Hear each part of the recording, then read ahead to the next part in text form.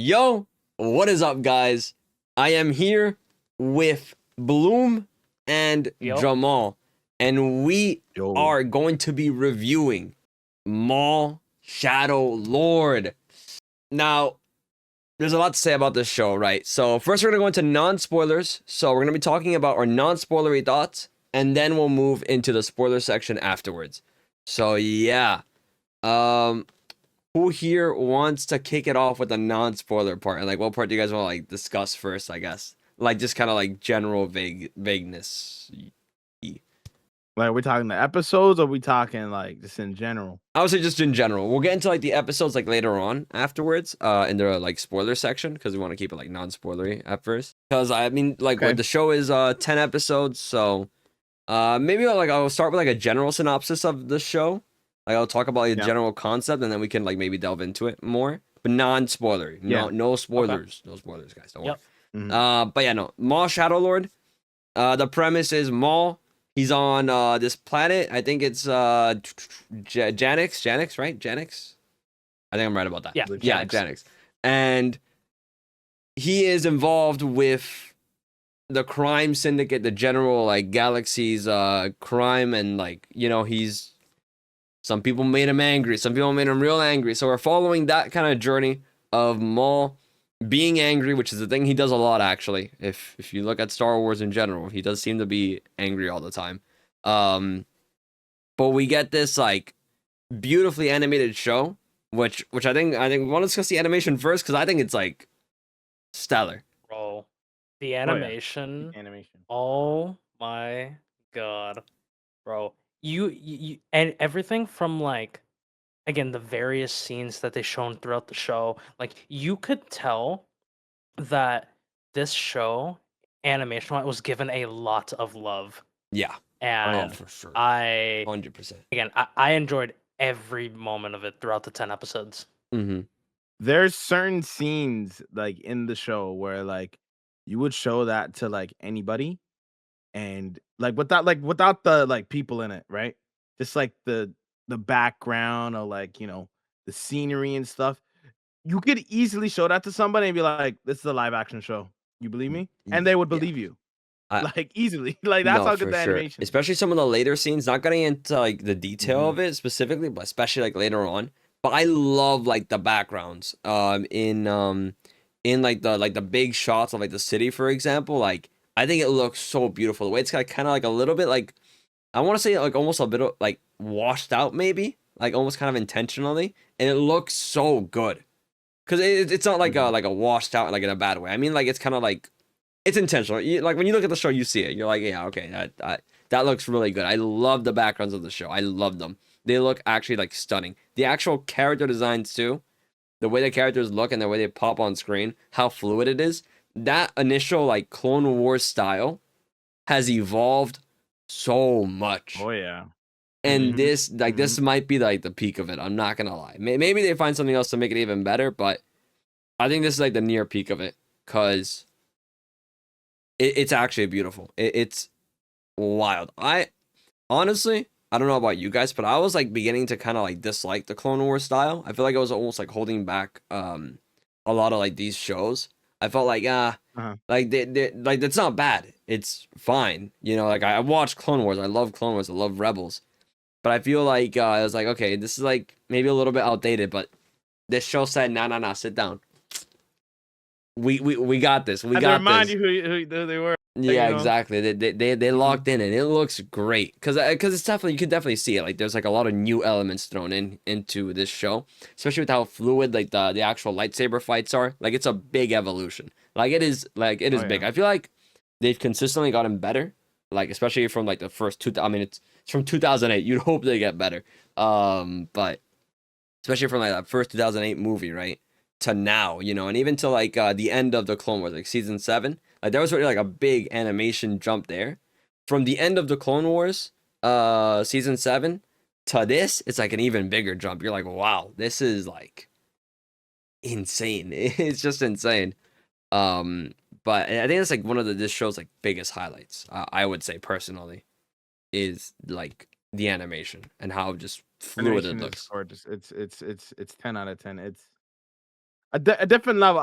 You could debate it being one of the like, honestly, animation and live action, like one of the best looking Star Wars things ever. Mm-hmm. Yeah. Up there with like Last Jedi. Last Jedi is a beautiful movie. It is beautifully Yeah, shot. no, for sure. For So sure. it would be up there with that. To be honest, it is that like the animation is that good. Like it's up there with like some of the live action stuff that they've done. So in terms Yeah, of the visuals and stuff, Yeah. like it's that level. There's levels to it. You know. and like So the actual like fights as well. The fights look so good in this as well. Like the fights, the So choreography, clean. the action. It's just, oh my. I'm like, dude, I need more. And then they give you more, and I'm like, oh my god, but I need some more. And they keep on giving you more, and it's all just so good. Like the lightsaber fights are genuinely amazing, and the actual characters in this show that you see them like interacting and like fighting each other. Like I feel my mind's a little bit disoriented because I'm talking about two different things, so I kind of explain it.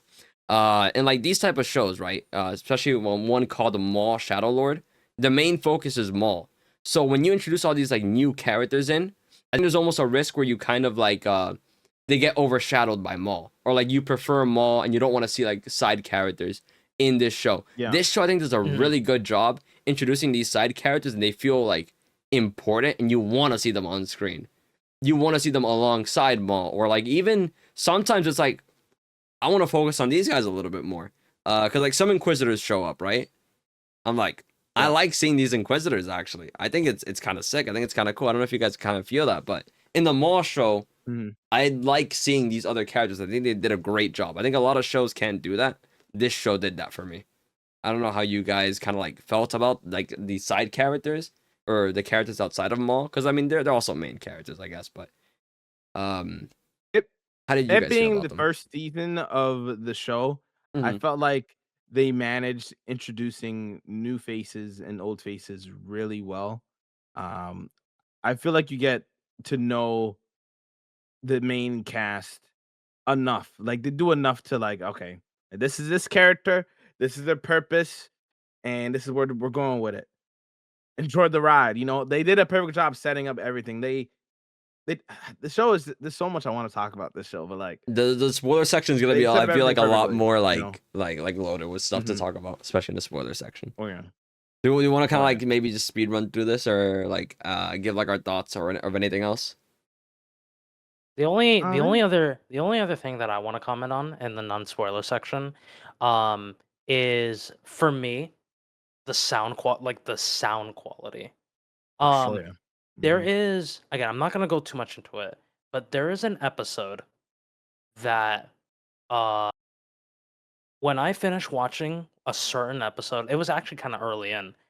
I legitimately yapped to my brother for like 30 minutes, an hour, just about the sound quality of, again, one of the episodes. It actually blew me away with like how well they did with this particular scene that had Maul in it and another character. It was, to me, that's what got me to be like, okay, I'm 100% gonna stick around, watch till the end, and then I'm probably gonna binge through the series again just to see if I pick up more things that I haven't noticed before.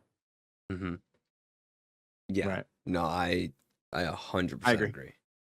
I 100% Hmm. agree. Especially like the music and stuff in this show, like the sound design. I know you're talking about sound design specifically, but I feel like the music kind of plays into that as well. It's like the themes Mhm. and like the callbacks, because there are like callbacks to other themes in like other Star Wars projects that are come back here. And when you like pick up on them, or you see someone on TikTok mention them, you're like, oh wait, that's true, that did happen. That's actually really good. That's really cool that they like called back to that moment and they brought like this theme. And even when you're watching the show, right, you're like listening to it, you're like, these are all bangers. It just slaps. And the sound design. There's a particular moment like in the show that I think is probably one of my favorite things that like Star Wars has done in general. It has to do with Maul and his lightsaber in particular. I'm keeping it vague for the non-spoiler section, but it has to do with that in particular. And it's just like when you pick up on that detail and you hear it in the show, you're like, whoa, I actually love that. I love that element of it. Like it adds so much like character, I feel, to the show. And the actual yeah, just that, yeah. I'll bring up my like last thing later on, but you have anything you want to like mention, Jamal? Anything on your mind? Not particularly, but I think we covered most things for the non-spoiler sections. I will say this.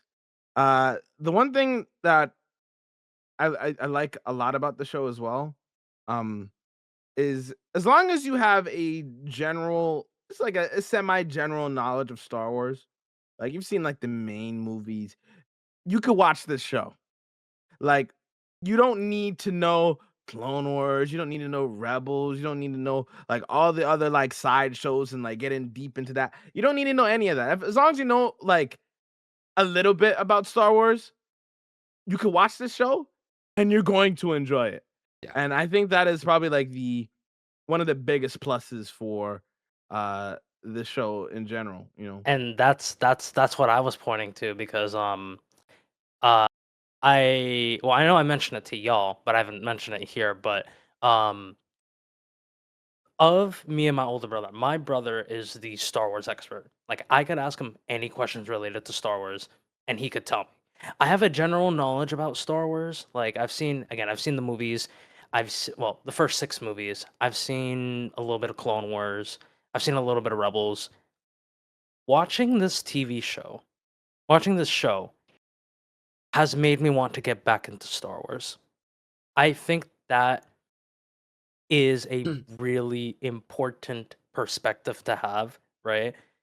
Because there's gonna be people who may not have seen all of Star Wars, may not have seen all the sideshows, but the introduction to Maul and how they handled everything in the show, for me, is like, all right, I'm gonna get back to watching. I want to actually rewatch all of Star Wars all over again. Yeah. Yeah, I know. Pete. I will say I think you need a little bit of knowledge from the past shows. Like a little tiny bit. Especially considering when we Yeah, a see little bit, yeah. because we see Maul in episode 1 kind of get cut in half. Yeah. And now Mhm. he's here. So I think there is like I feel like if it's a quick Google search away, to be fair. Like what you need to know Yeah. about this show before you get into it is like, okay, yeah, Mhm. Maul's back. He has robot legs. And the show kind of explains it with like some stuff that it brings up. Like it'll bring like a callback to the Clone Wars, but it'll also show like a flashback to it. So you're like, okay, so that's Right. what happened. You may not know like the full intricacies of it and like quite like what the event was, but you're like, okay, that occurred. I know that occurred now. I'm Yeah. good. I can keep like watching with no problems. So I do think the show did a good job in that regard. But I wouldn't say there's like nothing you need to know. I think there's a few stuff you need to know Yeah. beforehand.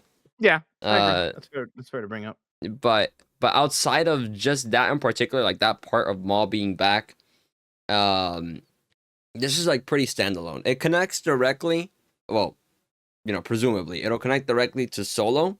So Solo is like happens after this, which is wild to be mentioning at like in 2026. I feel to be saying, oh yeah, Solo Yeah. is gonna have like an actual, I guess, connection in the actual like universe. Because obviously, you know, Solo is about Han Solo, but there isn't like anything I feel like from that movie that is necessarily required for other projects, except for like now this show, which is gonna be like tied to it. Which I think is cool. Mhm. I think it's cool that they like make this and they actually tie it into a project like that. I think it shows like a lot of care about the universe and like rewards fans who did watch these shows, right? If you did watch the Ahsoka show, you see like, you know, maybe some character that shows up somewhere else. Or if you watched like Andor, right? You see this character that showed up somewhere else beforehand. Like, you know, the Clone Wars to Ahsoka, Andor, Rogue One. So I think it's like Yeah. really cool that they're doing this type of stuff, you know, that this show Maul to Solo. And I guess generally the whole universe in the Clone Wars, 'cause obviously Maul was in the Clone Wars and in Rebels. So I just think it's cool. I think it's cool that they're doing this. I think it shows like a lot of care. And they're handling it carefully because I will talk I guess like maybe this would be the final thing we talk about in the non-spoiler section. Um but I think the actual story that they covered in this, it's like fairly like, you know, standard it feels fairly like standard and like generic-ish, like nothing like too special or out there. But I don't think it had to be. I think it was a great introduction to like the crime in the Star Wars like underworld stuff, and a good like depiction of like a lot of these characters, or like a lot of these like post Order 66 world on a different planet.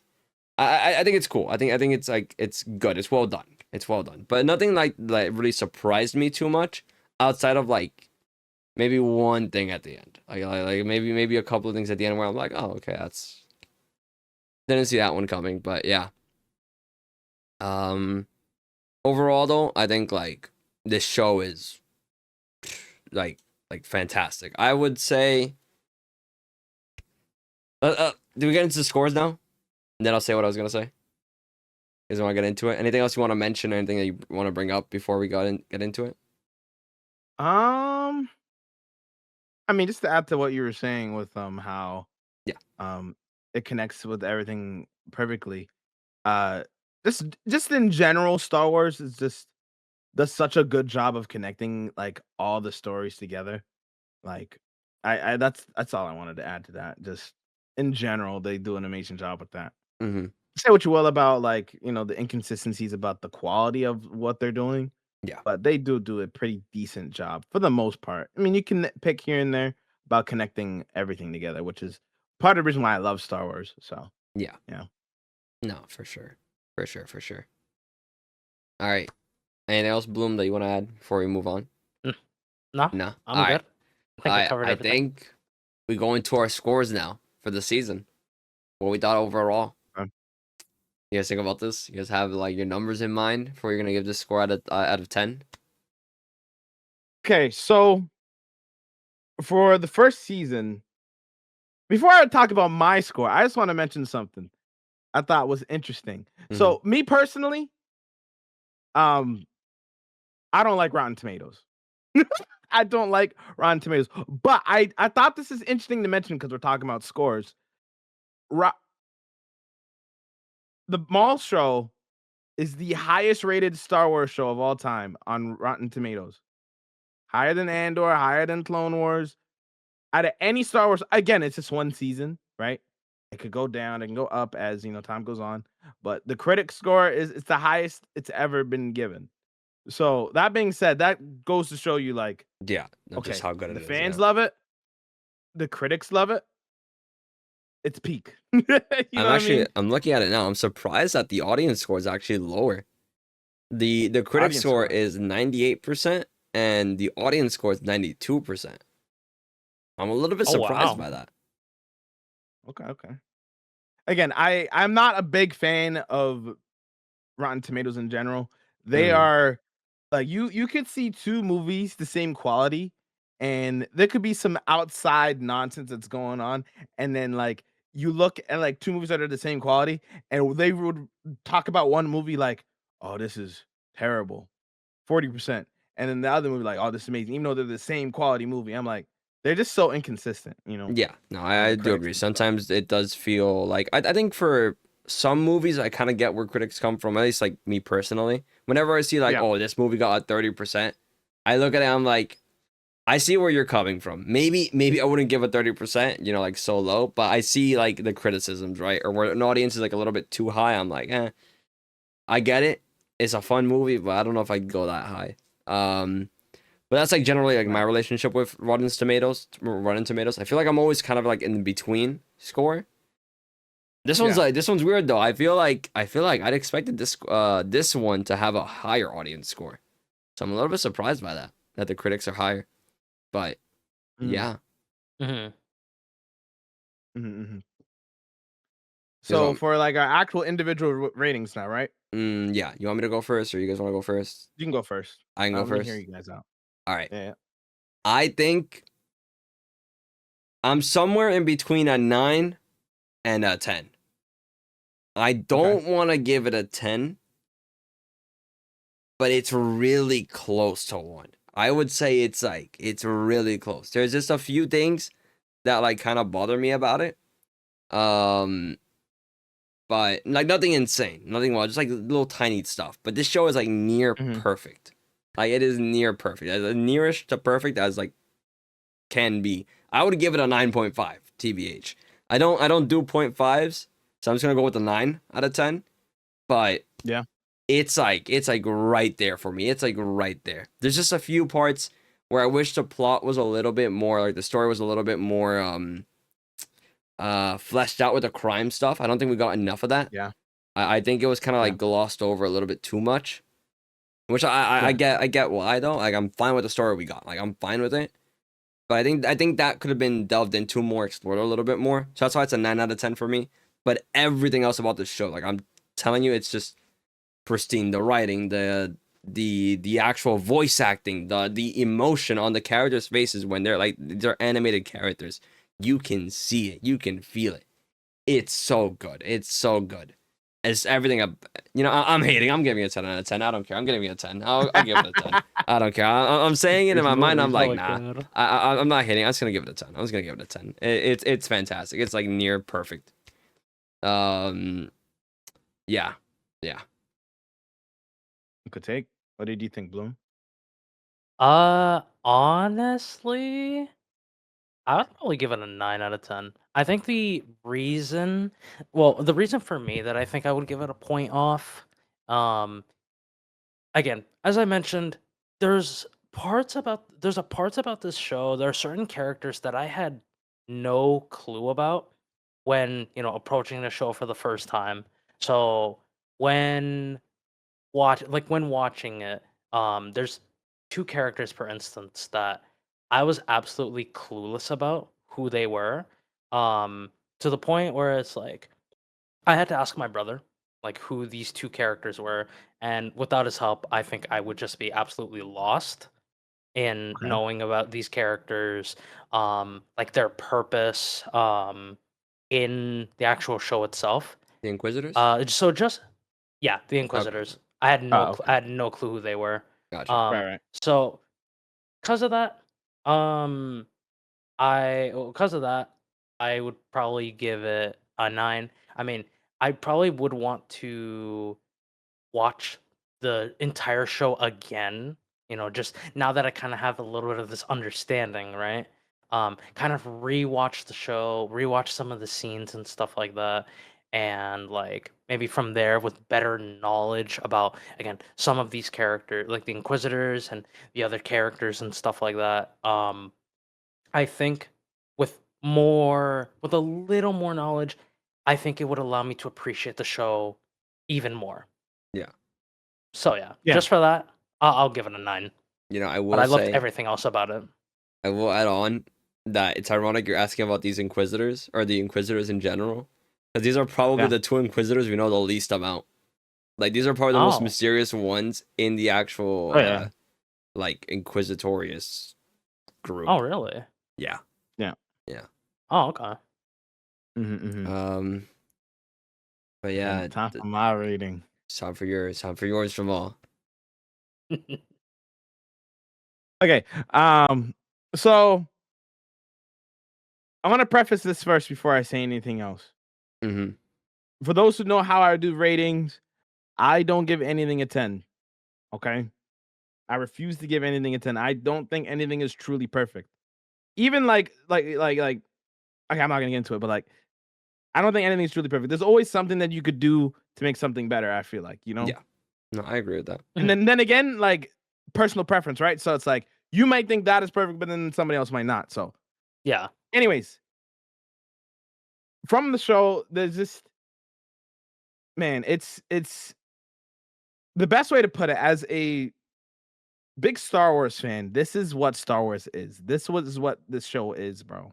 Like I think you could point at like some of the other Star Wars shows and media, and like some feel a little bit more Star Warsy than others, and some like some might be really good, but then might not have like enough of a Star Wars vibe. And like this hits the Star Wars vibe most importantly for me.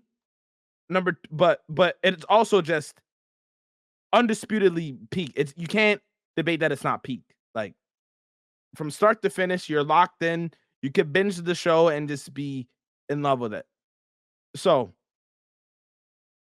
from the animation to the sound design, everything. I'm not gonna get too deep into it. I can talk about it for hours, but I'm probably gonna give it. I am gonna probably give it a rewatch. So I might change the score one day, but like as for this video, as of right now, after my first watch of the show, I think I'm giving it a pretty high rating. For season 1, I think I'm gonna give it a 9.7. That's kind of 9.7. insanely high, but like I don't like I don't give things like that high rating, but like I'm thinking about it and I'm just like, there's not much I can nitpick about the show. Like it is pretty generally peak. I personally give it 9.7. I might be a little bit biased because I really like Star Wars, but I mean that's that's just like that's just part of like any Yeah. review. You're like I mean it's our own personal score, to be fair. Like we just say our own thing. But I actually agree with you with what you said there about like reviews or like scores in general. I also don't believe Yeah. that like anything is like perfect, because I feel like there's always something Yeah. that you can like adjust, change, or to like make Mhm. better. That's just like a Mhm. almost like an own personal belief of mine. But Yeah. I think Yeah. like I'll still throw around the word, oh, that was perfect anyway, because it's basically Yeah. there in my mind. Like it's basically there. Right. So I exaggerate it, but for me that's like how I kind of feel Yeah. about this show, and that's why I don't like you give it like a 9.7. I don't do like a point system. I just say like either 9 or That's 10, fine. Yeah. because I feel like it's like at that point, like what am I even basing it off of, like personally? Yeah. I do see like the value though in having like that type of scale, because you're like, okay, how close is it to like that near perfect thing? Like I kind of like see that, but I just go like Yeah. either 10, like just for like basically it's like perfect, basically perfect, and then 9 out of 10 is like it's like getting there, Right. Right. But yeah, no. I guess that's our discussion for the non-spoilery section. Yeah, all right, guys. So from here on out, we're gonna go to spoilers. Um,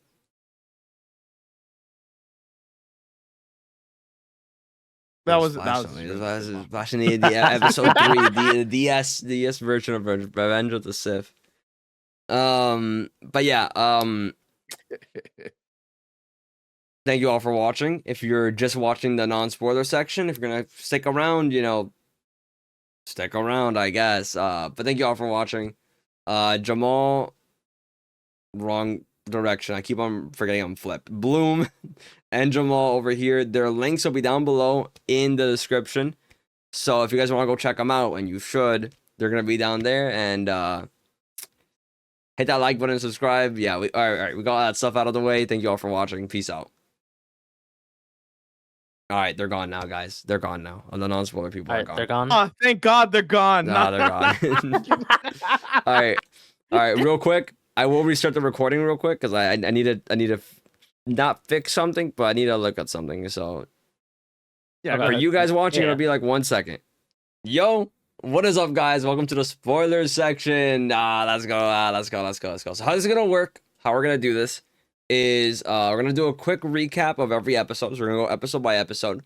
We're gonna talk about what kind of happened in that episode. We're gonna go over it. We'll give our thoughts. Depending on like the episode, maybe we have more or less to say, but we'll go in order. Obviously, towards the end is like the real hype stuff. Like there's a lot to discuss, especially like towards like the middle and beyond. But I think there's still some like value to get in the beginning, where we get introduced into this new planet and like these new characters. We get to see like how they are, how they I guess just interact in general with the world. And I also want to talk about power scaling. I don't know if you guys want to discuss power scaling, but I want to talk about a little bit of power scaling, just a little bit. Okay, we could a little bit. Just to get like some thoughts. I'm not like too pressed on it in general, just like preface it. I'm not too pressed on like power scaling. But I do think there's like an interesting discussion, especially with the 11th brother and the Merrick, which is the first brother. So Right. yeah, which Bloom, you haven't seen other projects, so I guess you'll hear some stuff about it. But yeah. Yeah. Okay. So the first episode, The Dark Revenge. The show opens up. Maul wants his dark revenge on some criminals who betrayed him. So this is before the show has started. We don't know who these people are beforehand. completely new characters as far as I'm aware. They haven't been introduced anywhere else, right? That you guys know of? No. Okay. So yeah, Maul's crew is doing a heist. They're robbing a bank owned by Nico Demis. Demis. Is it Demis? Demis. Probably Demis. Let's go I with think it's Demis. Demas. Okay. So he's robbed. Captain Brander Lawson shows up and is investigating with his partner Two Boots, and they find out that Maul is involved in this. And they choose to not report it, which I think is very like actually good for the general world building of the Star Wars like universe, where it's like how do these planets individually kind of deal with the Empire? How do they feel about the Empire? Because obviously this is one perspective of it, where it's like this is a planet that is a kind of like unwelcoming of it, compared to other planets that exist out there that we know like are more accepting of the Empire. But I think it's interesting to see like this perspective from someone who's in the law enforcement like parts of the Star Wars universe. And by the way, if you guys ever want to jump in, I know like I feel like I've been like yapping maybe a little bit too much, but if you guys ever want to jump in, just No, like, no, let you me know. good. Okay. You good. Just to make sure, Okay. just to make sure. But yeah, they choose to not report Maul, to not call in the Empire, and then we cut over to two Jedi, Devin and Master Docky. So Devin, so Docky is like, don't steal that stuff.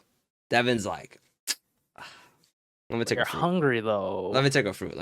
Hungry, yeah. So we see like these Jedi's are like in terrible conditions right now. They're moving around. They're going planet to planet. They're on the run from the Empire, trying to not stay in one place for too long because then it'll bring attention. I mean, we see later on in the show what kind of happens if they stick around for too long. You know, attention finds them. But yeah, Devin is then arrested because is caught like immediately. I think it was almost like comically fast how they were caught. But yeah, they are. She's arrested. You know, like Docky says, "Hey, you gotta cooperate. Take her in."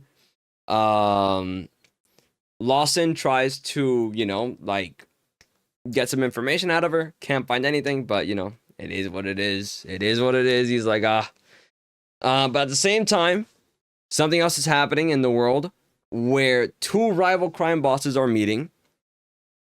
Where it's Vario and Demas. It's a setup by Maul, where now Vario is dead, killed by Demas. And then the fight is then investigated where Vario is arrested. So wait, sorry, did I say it right? Did I say it wrong? I'm not sure. Whatever. Whatever I said, Vario killed Demas. I think I said the other way around. Maybe I didn't. Who knows? Yeah. Yeah. Yeah, but Vario's arrested, and then Maul.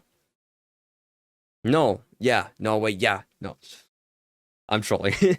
And then Maul attacks the precinct to get to Vario, and also finds Devin, where she is freed. I think that first episode was a good introduction to the show. I think it was a good introduction to like this world and stuff. I don't know how you guys felt about the introduction. You guys think that was like a good intro to this new planet, to these new characters? Felt like it was a great introduction to the show. Got straight to the point. You know, I think it did everything that it needed to do for a first episode. Yeah. As for people who are watching this show as the episodes were coming out, we were getting like 2 episodes a week, right? So Yeah. we got this Yeah. episode along with the other episode as well. So I thought it was pretty nice. We got like 50 minutes of content like every week. So Yeah, it was pretty nice. But I felt like it was a pretty good. Actually, this episode I think was 30 minutes, not 25. But yeah, it was a you guys longer know what I one. mean. Yeah, this was a longer Okay. one. Yeah. Okay. Yeah. Overall, very good first introduction episode. Gets a good introduction to most of the characters. The characters and whatnot. It did a good job. Yeah. So yeah. And I really liked Maul's first appearance. That scene where he just pulls out his lightsaber, you kind of hear the remastered version of Duel of Fates, bro, bro, I was sat in my seat. I was locked in. Yeah. Amazing. I loved it. Yeah, I know. No, it was. He has aura. He has so much aura. He pulls So up much aura. everywhere he goes, just aura. It's so it was so good. It was such a good like moment. That introduction to Maul. This show in general, all the characters have aura. I'm not gonna lie. They'll have their moments where they're like, yeah, okay, buddy. This is too much aura farming right now, but it's so good though. It's so good though. But yeah, It's good. fantastic scenes, like the fantastic visuals to go alongside it. But yeah, I think I agree. First episode though was like a good introduction. But it leads in because these were released in like Jamal mentioned, 2 episodes per week. So we get the second episode that same week. Subbusters schemes. So Maul and his crew have escaped from the precinct. They're on the they're on the run with Cario and Devin. Did I write the wrong name? I did. That's awesome. Vario and Devin. I have notes, and I'm looking at the notes. I'm like, that's not his name. That's Vario, not Cario. They got into a Cario. So they head over to their hideout onto the lower level of Janix, where Maul is attempting to actually turn Devin to turn her to the dark side. So Devin is a Padawan Jedi from the past order, obviously, where she was. I wonder if her and Daki were Master and Padawan during Order 66, or if it's like they met up afterwards. I'm guessing they probably knew each other from beforehand. But Probably. yeah, Probably. yeah, they Devin is like not cooperating. Wasn't even cooperating in episode 1 either. So she's not cooperating. She's like, nah, I'm good. Same thing with Maul. And we see we cut over to Lawson, where he's actually back at his home with his son, where we see some things aren't like going good there because he doesn't spend time with his son. He's too busy with his work. A shame, really, but that's just how it is. That's just how it be. Although, dude, Lawson is a bit of a guy because he knows this this person, he knows Soul, who owns a casino, and it seems like him and her, they might have had something. They might have had a little bit of like a thing, I mean, had is a key word because she kind of blows up, but that happens later. Yeah, spoiler section, by the way, guys. But yeah, no. Maul. Oh, wait, I just skipped over this. Wait, did I? No. Yeah. Okay. So while Lawson is meeting up with Soul, he's actually being followed by Daki, the Jedi Master, and at the same time, Vario is giving Maul a plan on how to draw out the Pike Syndicate to kill the leader, because this is where we learn Maul's like objective for what he wants to do during the show, and what his plan this season is to do, or his main plan at least, outside of the other guys, because he also wants to kill what was his name? It just said Demas and Vario. Like he wants them dead too, but Vario's useful, so he's keeping him around. Towards the end of the show, we get Maul encouraging Devin to escape if she wishes, and then she's like, oh, wait, I can escape, and she uses the Force to just escape and break out, and that's where episode 2 leaves off. I think it's pretty fire. Pretty fire.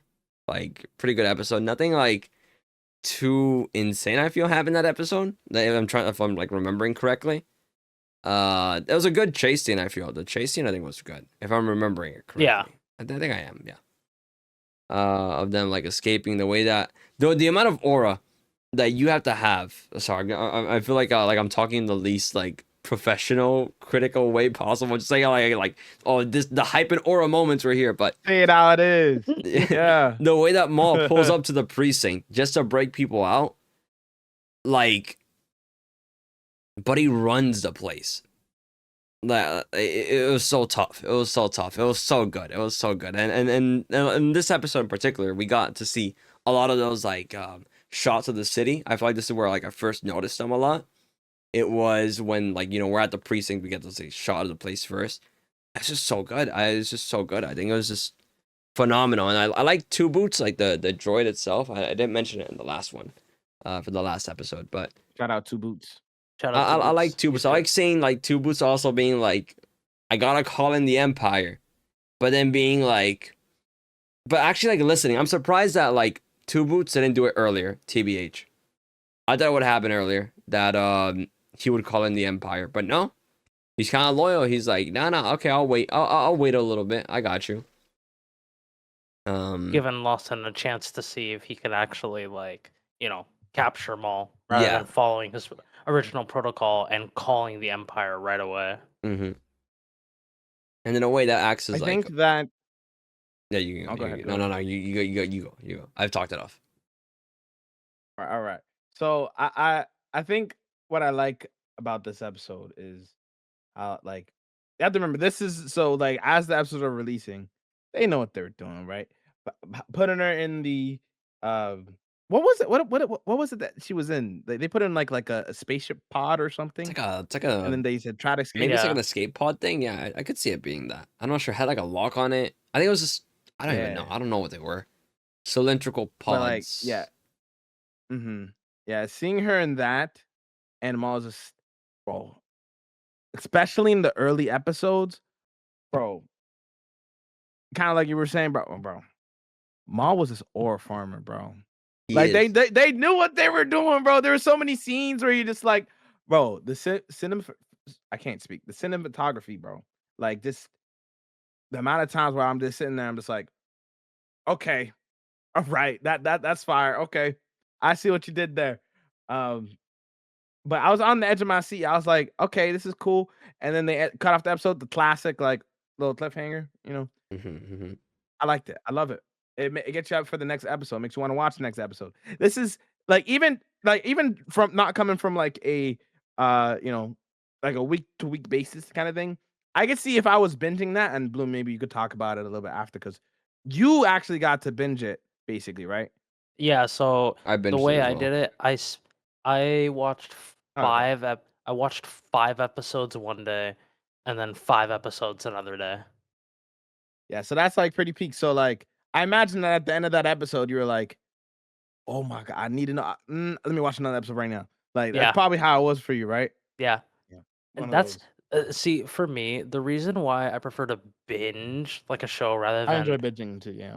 watching them as they release is because I'm like, okay, if an episode ends with an intense cliffhanger, I'm gonna be thinking about that until the next episodes drop. And I didn't want to do that. So I was like, Yep. I'm gonna sit, I'm gonna wait until all the episodes drop so that, when a major cliffhanger happens, I can jump into the next episode and see what happens. Mhm. Mhm. Mhm. I And actually like, like. as I feel like Oh, differently about it because I actually like having a week in between episodes personally. mhm. Cause right now, right, when I'm trying to like I'm going over these episodes, right? I'm recapping. But even when I'm mentioning like I think there was an escape, right? They kind of like merged together the episodes in my mind because I watched them all in one setting. Yeah. So it's like, okay, what yeah. did actually Yeah. happen in this episode? Was that in episode 3 or was it in episode 2? Was that like episode 6 or was it on 7? Like where did that like one moment happen in? That's what I kind of like about like Right. the weekly space out. Like I watched Invincible and The Boys like that, where it's like it's more easier in my mind to then go back and like reflect. It's like, okay, yeah, no, this did happen there, and like I theorize about what's gonna happen next, or I see the discussion about what's gonna happen next. I think that's like Right. fun. I like that That component is a lot. For that is a good point to bring up though, right? Like the pros of not binging it and watching the episodes as they come out is that it allows you more time to reflect on the episode rather than if you're binging it, you're watching everything happen like all at once, right? yeah, So you don't give yourself the time to kind of like sit back, absorb what happened in the episode highlight like specific scenes and specific moments that you want to talk about. Mm-hmm. Yeah, no, for sure. For sure. You want to say something, Jamal? Did you? Or Um, I guess I could add to what y'all saying. Like, I mean, me personally, in terms of like talking about a show or a movie, well, in this case, we're talking about a show, right? In terms of like releasing episodes weekly and everything. For me, I prefer from my brain for some reason. I feel like if I watch something entirely in like one sitting, not in one sitting, but like I binge it in the manner, like maybe I watch one season of something in like 2 to 3 days. I'm able to remember everything that happened a lot easier. Like I'm like, I really enjoyed the mall show, but I know for a fact that if I binged it instead, I would like I already loved it enough as it was, but I would have loved it even more if I like sat down and binged it instead. mm, Because it just would have been fresher. I guess it just would have been fresher in my mind in general. yeah. Yeah. Other than like waiting a week in between everything. But you know, still peak though. Still peak, still peak. Still peak. Okay. Yeah. Okay. I was thinking like, do we keep on going with this format of going episode by episode? But I think we do. I think we do. But I'm not sure. Do we just want to like just discuss stuff that we want to discuss and not go episode by episode? Or do we keep like going through the format? What do you guys think? I mean, it's up to you. Like how do you want to like bullet point it at that point? Like how do you want to All right. You like know go what? by each Yeah. you want to talk Okay. about? Here's what I'll do. Here's what I'll do.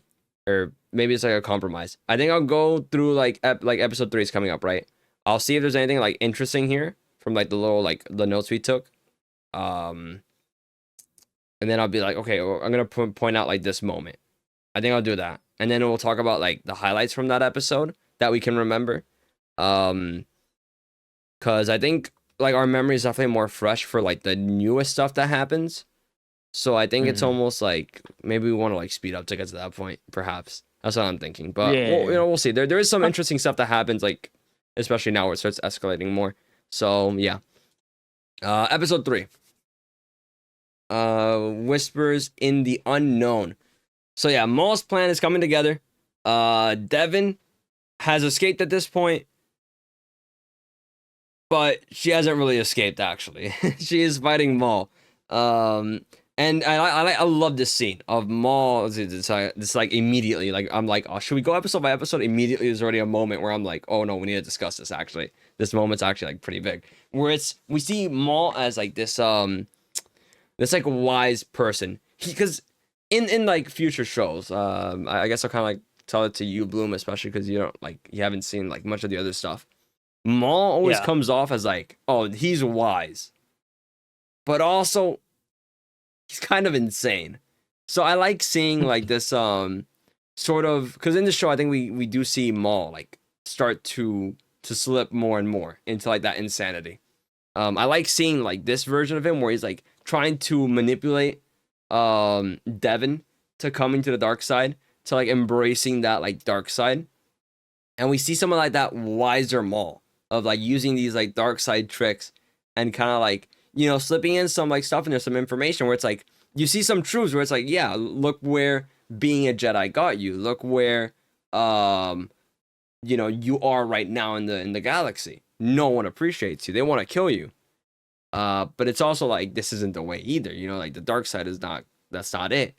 So I think it's like very well done in the show, like that type of like dynamic where we see that side of Maul, where we got to see that in Rebels. I'm not gonna get too into it in details for you since you haven't seen Rebels yet. Bloom, have you seen Rebels?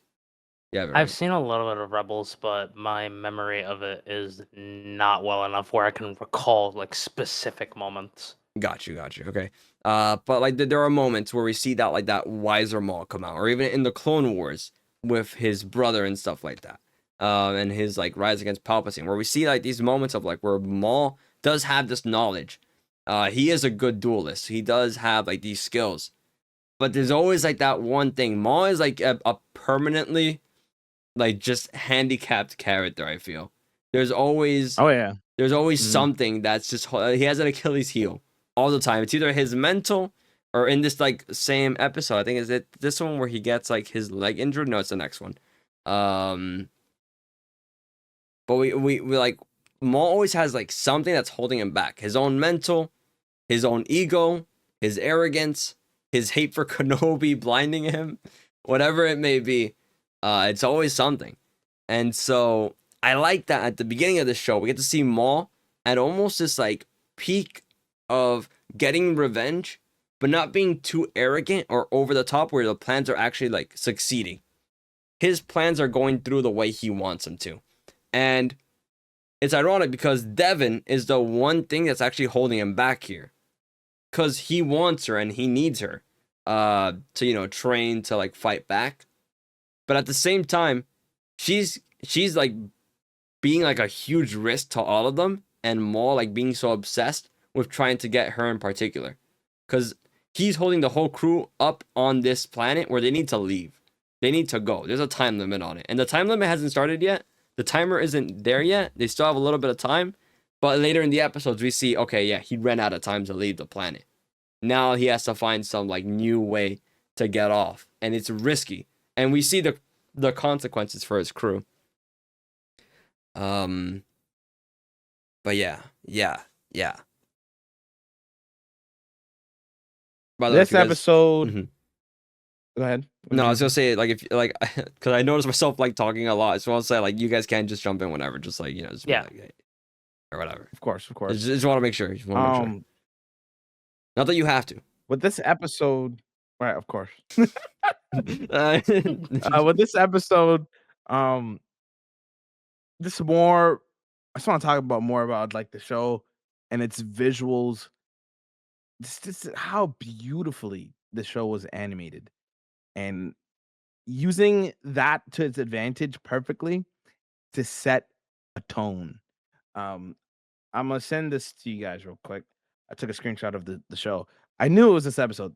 This episode, bro, gave me chills, bro. When I was watching this scene, it was a scene where like I think it was towards the end of the episode 3, where she's like in that like room, kind of close to escaping, and then she turns around and Maul's shadow is just creeping up. This peak. You like, especially if you know the character too, it probably gives you extra chills too, because it's like, okay, he's here. He's here. He's about it. And this show does that really well. A little bit off topic, but it makes me like wonder, like, man, I would love to see some like more like horror elements in Star Wars as a whole. Maybe even like 100%. something. Like it fits the mold really well. I'm just saying. I mean, but yeah, those are kind of my thoughts of the episode. Later on, we do get that in full swing, and I love the way. Okay, this is getting ahead of ourselves. No, it's getting ahead of ourselves. Calm down, everyone, calm down. No. I'm sorry, my fault. We don't bring him up yet. He's not here yet. Ooh, we need. Contain yourselves, men. All right. This specifically was the episode that I was referring to in the non-spoiler section when I was talking about the audio and the sound design. Bro. Yeah, the way that Maul's like voice like echoes around, you like see around. Like the whole like visual like darkness just all around her, and then when she's about to like escape, when she's like at the door, it's like Maul's shadow like creeping in, like these like moments like Jamal mentioned. Like that exact moment too, like towards the end. It's just so like she doesn't know it yet, but like Maul basically already has her at this point, saying how she has untapped potential, and that like she's not utilizing that potential to the fullest, and that Maul's like, I could train you and we could get you to your full potential. Like, bro, yeah, I'm hooked. And he's in her head, and Maul does that so well. All these like moments with Maul, such a good character. It was a good idea to bring him back. It was a fantastic idea. I know, like some people don't like when a death like gets undoed or whatever, but Maul is the exception. Maul is like the heaviest exception. But yeah. So after like that, fantastic like moment, right? She escapes. She's gone. I'm pretty sure she's gone that episode, right? Or is it the next one? It's either that one or the next one. I think it's this one. She escapes at I the think end of it's. the- I think yeah. it's. I think it's this episode. Yeah, towards the end probably. So yeah, after that, we cut over to Two Boots, who is investigating a confrontation between the Pikes and Varios's men, only to then get ambushed by Maul's men, who destroy the shipment and they escape. So I think this is where Maul like leaves the planet, right? I'm pretty sure. Yeah. I think. Yeah. Because Vario set up this meeting in between him and the Pikes after like lying to him and being manipulated and used by Maul. Where Two Boots once again is bringing up, hey, we gotta call in the Empire, and he's like, nah, we don't do that here. We don't do that here. Where Lawson's trying to not get the Empire involved, but at this point, I mean, we as the audience, we know that like Lawson can't handle this. Like we know. But at Yeah. this point, I think it's like in the show where like the characters themselves, even if they're not like telling themselves that, they know that this is like far beyond something they can handle. Maybe Lawson's like the only one that's like maybe delusional enough to think he can, perhaps. Like he does believe he can actually do it, but I feel like everyone around him at this point already like kind of feels like, yeah, no, we can't do this. We can't do this It's like on our because own. I feel like it's because like he does not like no matter what he does not like the Empire. He does not want to get them involved in any way. It's like this is hit like Janix is his like city, and that Yeah. he is the one kind of in charge in terms of like protecting everything. So he's like, no, I can do this. Trust me, we don't need the Empire's help. And they bring up his wife. I do wonder, like, because he obviously says like, nah, it's not about her. Is it not about her, buddy? Is it really not about her? Is it just you don't want to see your ex, and you don't want to like get involved with her? Like, I think there is like a big personal component because he himself says like, nah, it's not that. It's just I hate the Empire. I don't know, man. I don't know. I think a part of it is definitely like he just doesn't want any connection with the Empire due to his wife, and like his disdain is like substantial there because of that as well. Even if like, he's not admitting it or saying it. And to be fair, like his own excuse is like a valid one where it's like he doesn't want them to be involved just because it'd get annoying. Because it would get very, very annoying.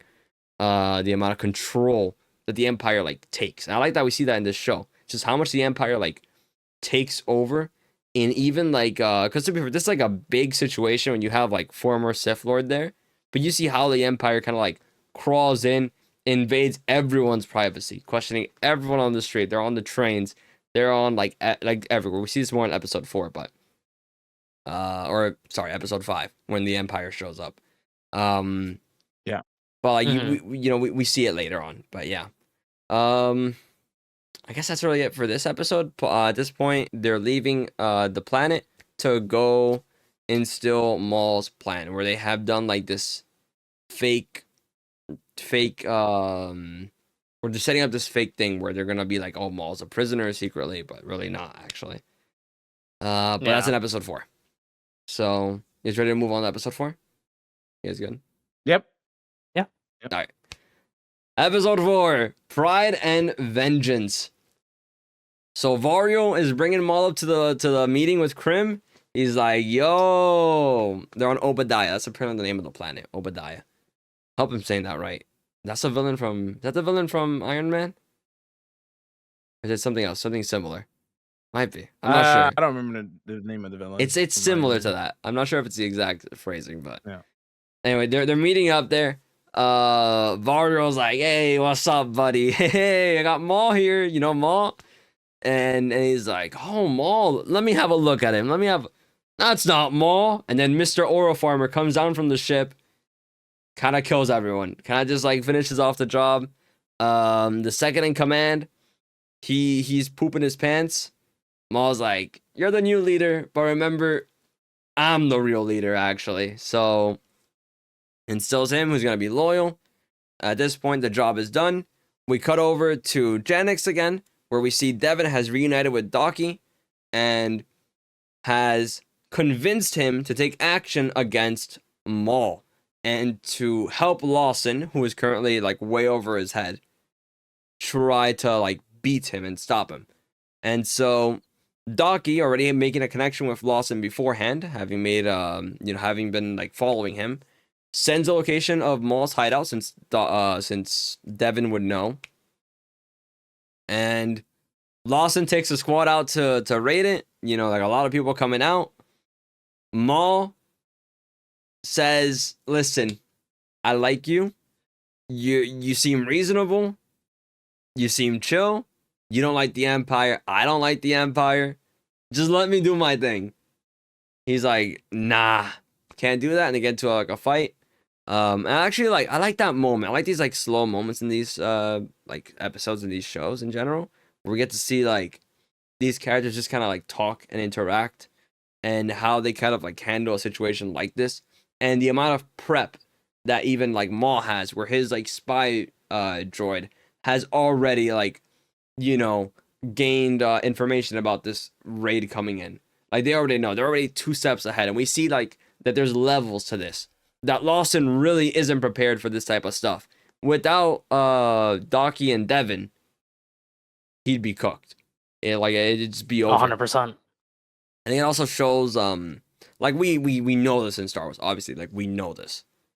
But I always like seeing like this true power gap in between a Sith or former Sith, or like a Force user, and like regular people. Like when we get to see it like in full swing of like like there's levels to it, you know? Especially with someone like Maul, who does like plan things out so well, even if, you know, sometimes his own insanity kind of like ruins those moments, or his own like drawbacks, his ego. But yeah, the fight breaks out because obviously he declined the deal. Docky and Devin pull up to fight Maul. We get a sick fight. Very cool, like very close quarters at some point as well, where Docky actually manages to damage one of Maul's legs. And this is going to be important because for the rest of the show now, we have a nerfed Maul. His legs are like, I feel like I'll talk about it. I'll talk about it afterwards. But yeah, no, the battle is over at this point because Maul had to retreat. And they all have to like dip. Maul says, "Hey, we're done here." They've done their part. The law enforcement has taken like huge damage. The raid was not a success at all. And Two Boots at the end has called in the Empire and told them of Maul. So yeah. Overall, I think it's like a really good episode. Solid episode. 100%. Yeah. 100%. I felt like this episode. It feels. I gave it a high rating for a reason. You know, it's another tone setter. Like, yeah, no, for sure. Like you explaining how the recap of the episode and stuff. Like going back to like the start of episode 4, like the little trickery that they're doing there with what's the little dude's name again? Is that Spybot? Spybot? What do you mean? the little guy? Oh, Vario. Oh, Vario, right. Well, Vario, and then like, yo, what's up, gang? What's going on? you know, listen, you can't be mad at me. I brought you Maul, and then it's not Maul, and Maul comes back out. You know, that is good writing. That is good. Like that's exactly what I like. You know, a little bit, you know, the good Star Wars vibe. It's exactly what I was looking for.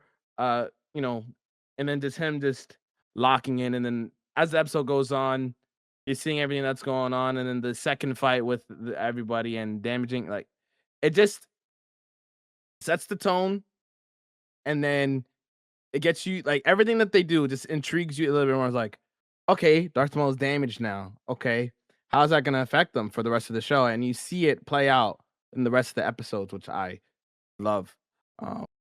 Anyways, yeah, that's kind of what I thought about the episode. I love the show. You couldn't tell, but yeah, peak. And you could tell there was a major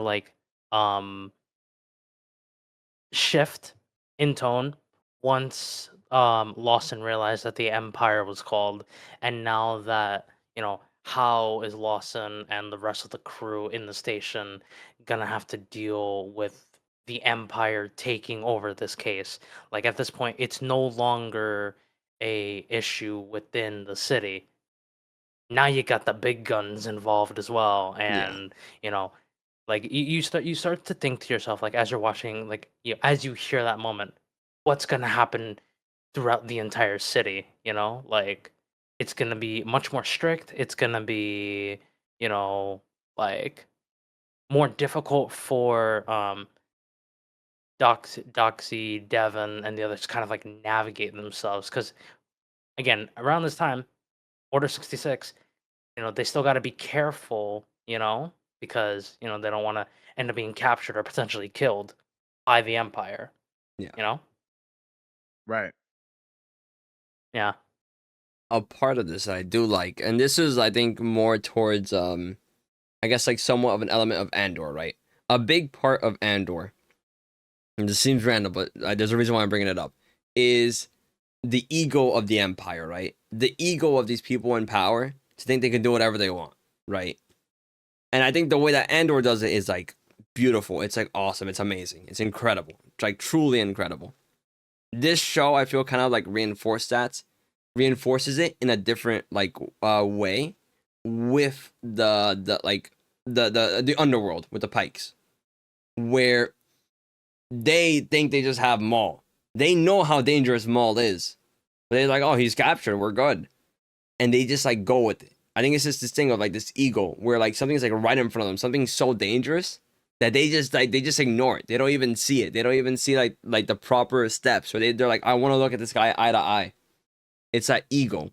And I think it's just so good. It's so good because it's just, I think Star Wars has done a really good job of kind of like enforcing that in its like just its general themes of like how these like big systems, these empires that are formed. And this is obviously more of like the underworld empire, but still I feel like something I want to bring up and mention because I did kind of feel like there's like a little bit of a parallel to that in a much smaller way because the empire is like a different beast altogether with them, but I still feel like it's somewhat prevalent here where like this guy he got cocky, like straight up. He got, is that a bad word? Is that a curse? I don't know if it is. I don't think so. No, right? no, it's not correct. Okay, It's not just to make sure. I correct. want to keep this PG.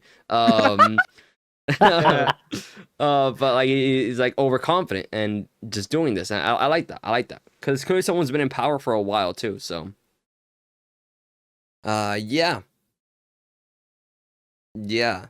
Sorry, I needed to fit Andor Glaze at some point. It had to happen.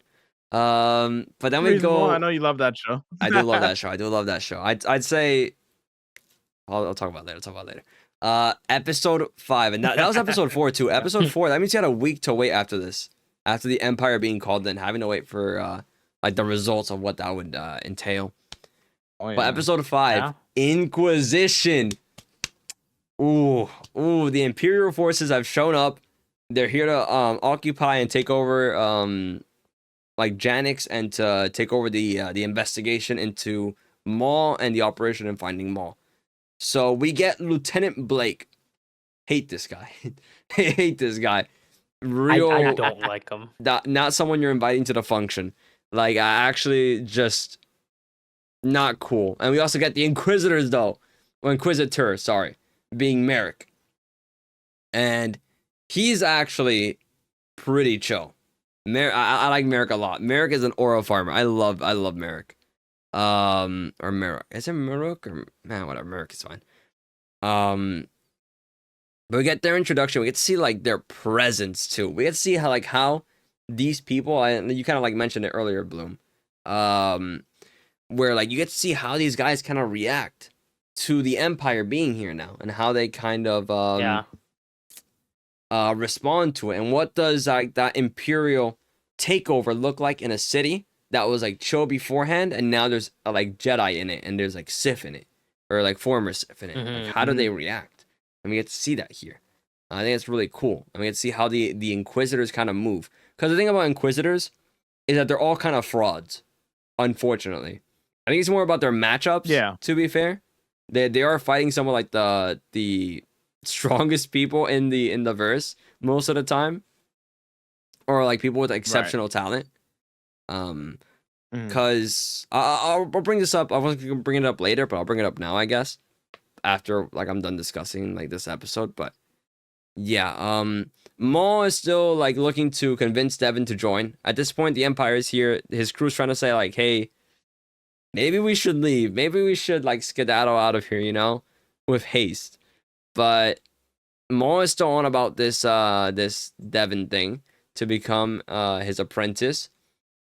And the people at the precinct are actually questioned by Merrick, which terrifying concept, because that's an Inquisitor with aura, and he just like stares people down.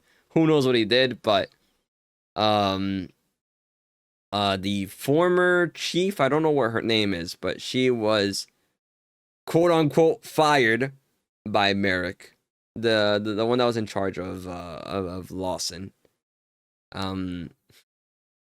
She is fired, and then Lawson is questioned, and then goes back home afterwards.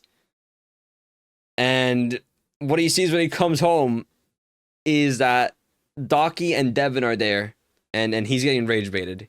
He's getting hard rage baited right now. But yeah, that's where episode 5, I believe, that's where it ends. With Docky and Devin in his home. And he's already on thin ice, even if he doesn't know. Like he's on the verge of like being terminated by the Empire anyway. So it didn't really matter that they were there, TBH. But yeah. It's just like the nice little cherry on top, you know, after everything that happened so far, and then like, all right, I'm home now. I was like, and then like, hey, sorry, but there you go. We have guests over. They sleeping over. You know. Yeah. Very good episode. Mm-hmm. As well. Yeah, I enjoyed this one as well. I don't have too much more to add to it though, but yeah, this one was a lot this more. Is also a very good episode. Anyway, way simpler, but I was gonna mention. Yeah. I forgot I was gonna mention. I forgot I was gonna mention something. Oh damn it! It's about Merrick. Maybe it'll come back to me later. So episode 6, Night of the Hunted. All right. So obviously, I mentioned like how Lawson was already cooked. This is why. He was already being followed by the Inquisitor. They were just like trailing him. He was going to be killed no matter what at some point, I feel. Even if he didn't have any information, it would have just been like, yeah, no. This guy's going out too. Oh, yeah.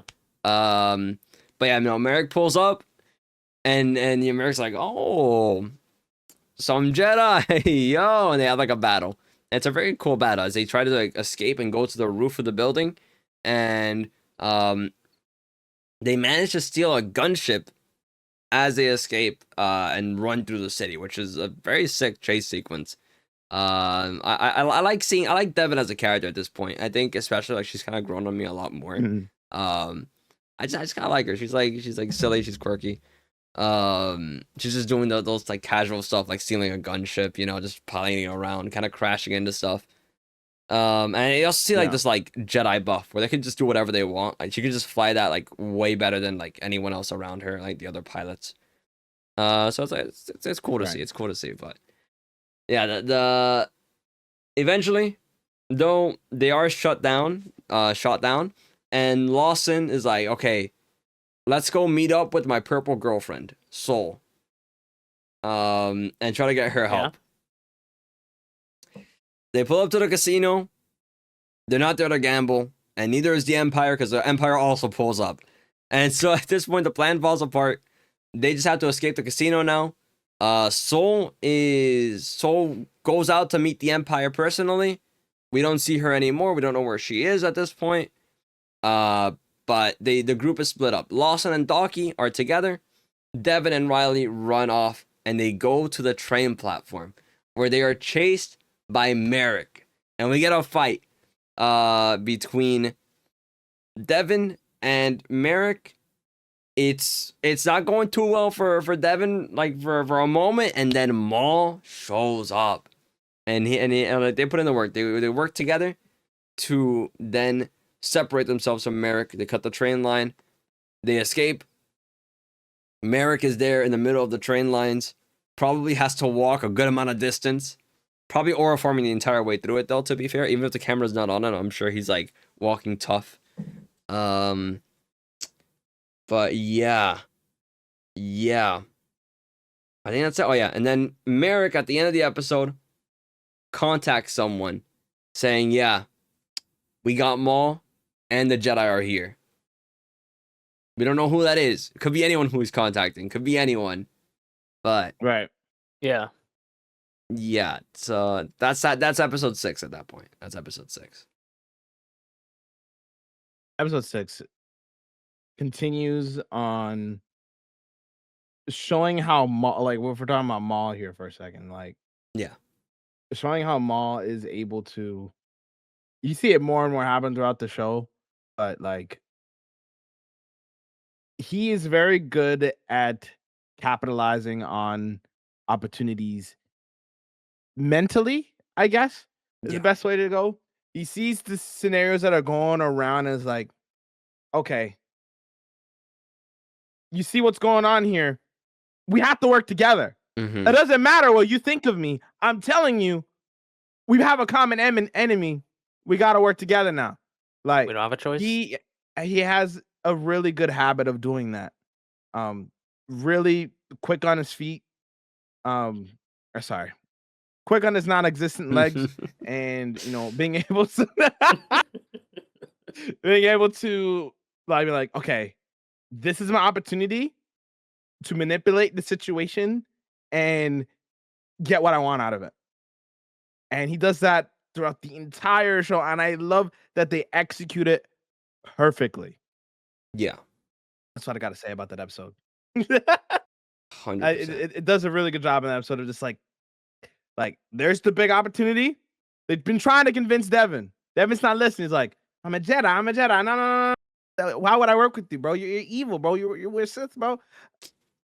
We have a common enemy. We need to survive this.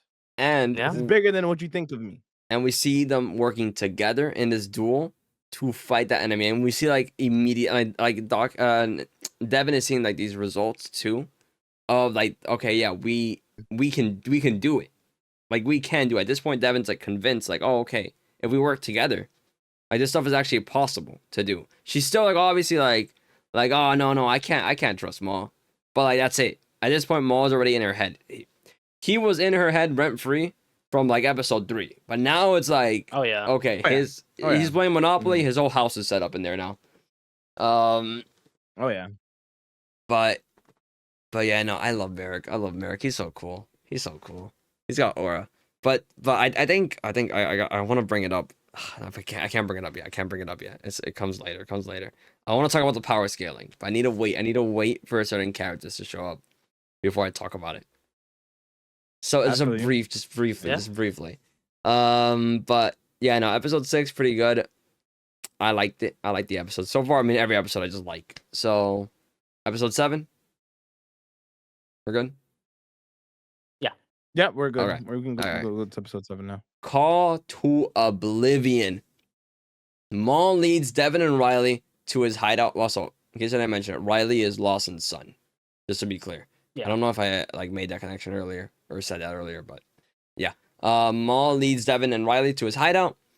They plan their escape off of Janix on this starship that they have stashed away. The Empire shows up while they're on their way to the ship and captures Riley after a sick battle. By the way, there's like sick battles this entire show. Just to be clear, like even the last episode, sick battle on that train.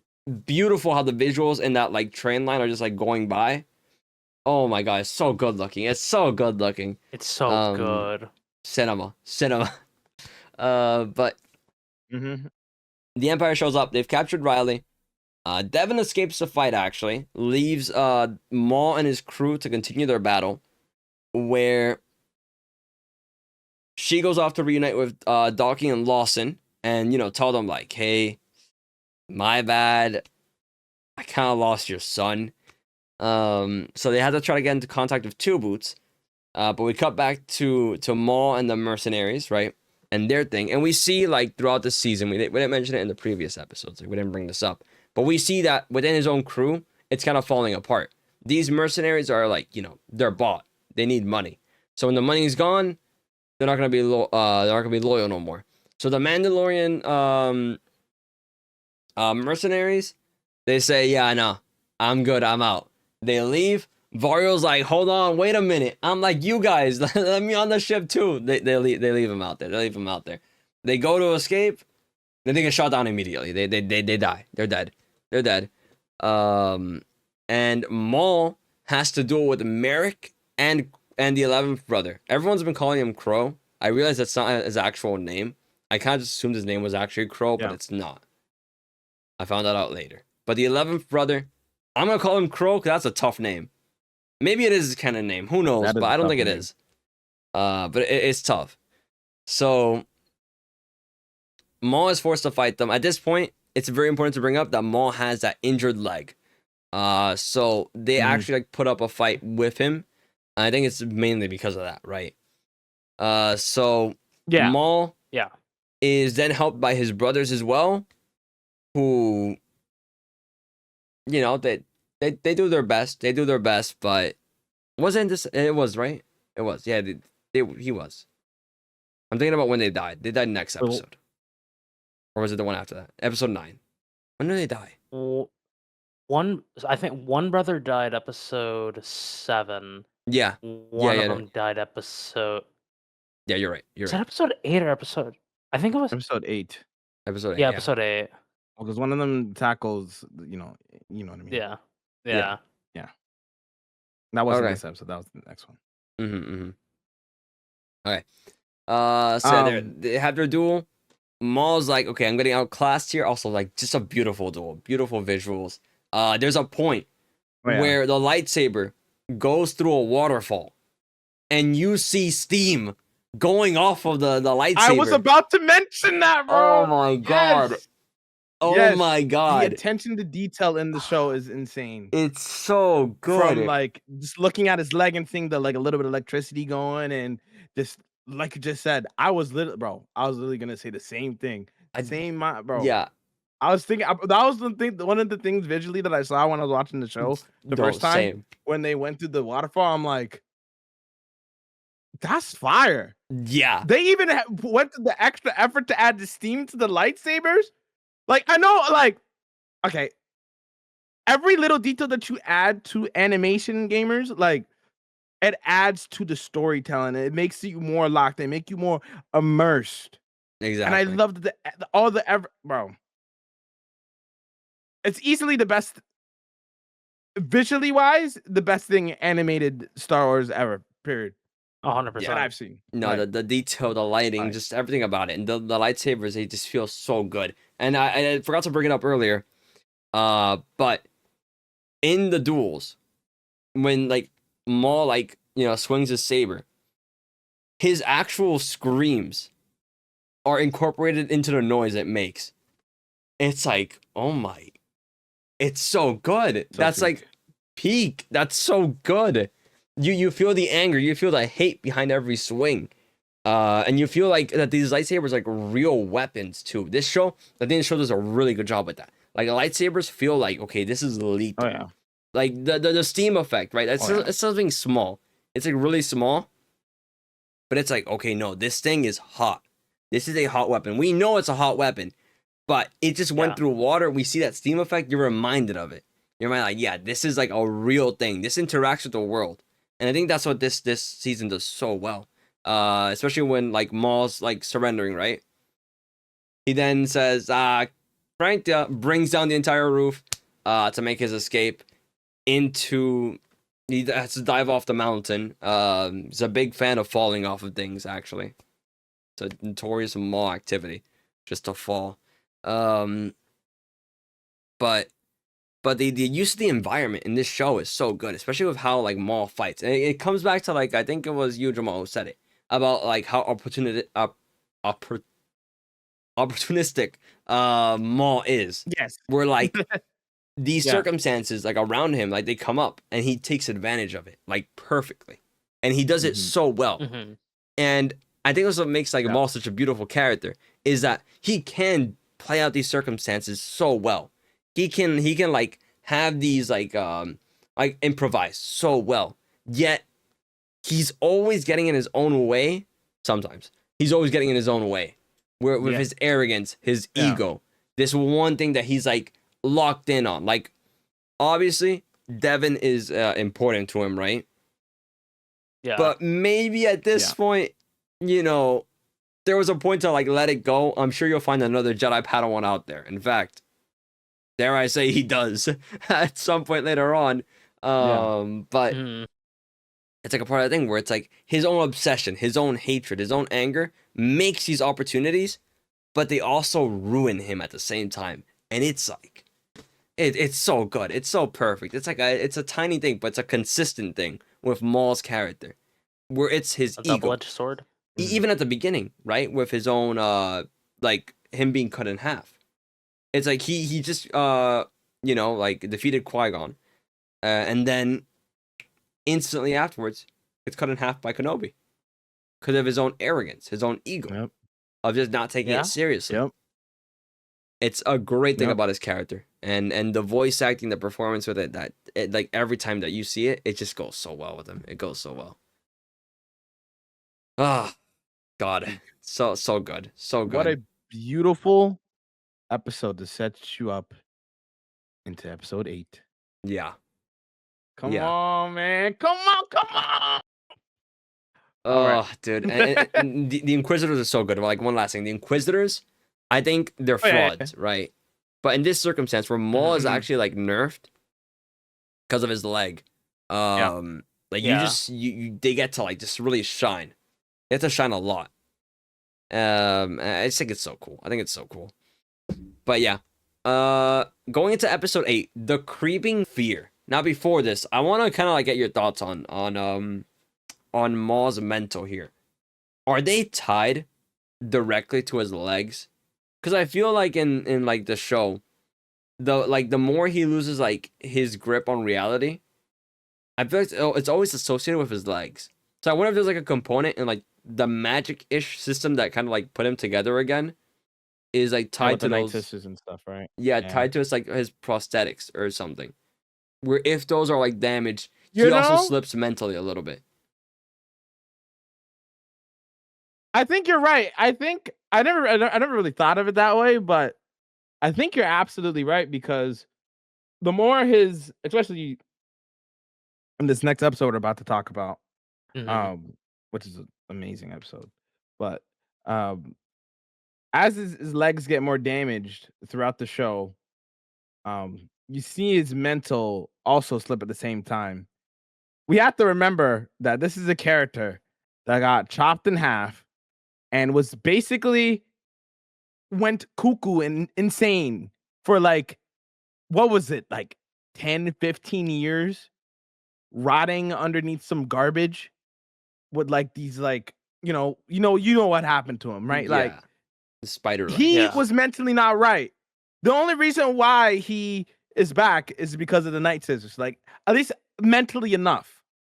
But like he didn't forget any of that stuff. You see it later again, talking in the next episode. But like that's a really good point to bring up. I never really thought of that, but Mm.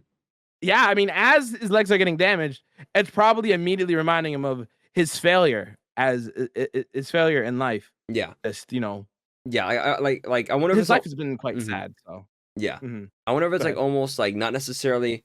I know I said like, oh, maybe like some of the magic is like tied to it, but I wonder if it's also obviously like Mhm. visually, like visual storytelling wise, it's like, okay, he's physically getting injured, he's also mentally getting injured. It's like a visual storytelling thing at the same time.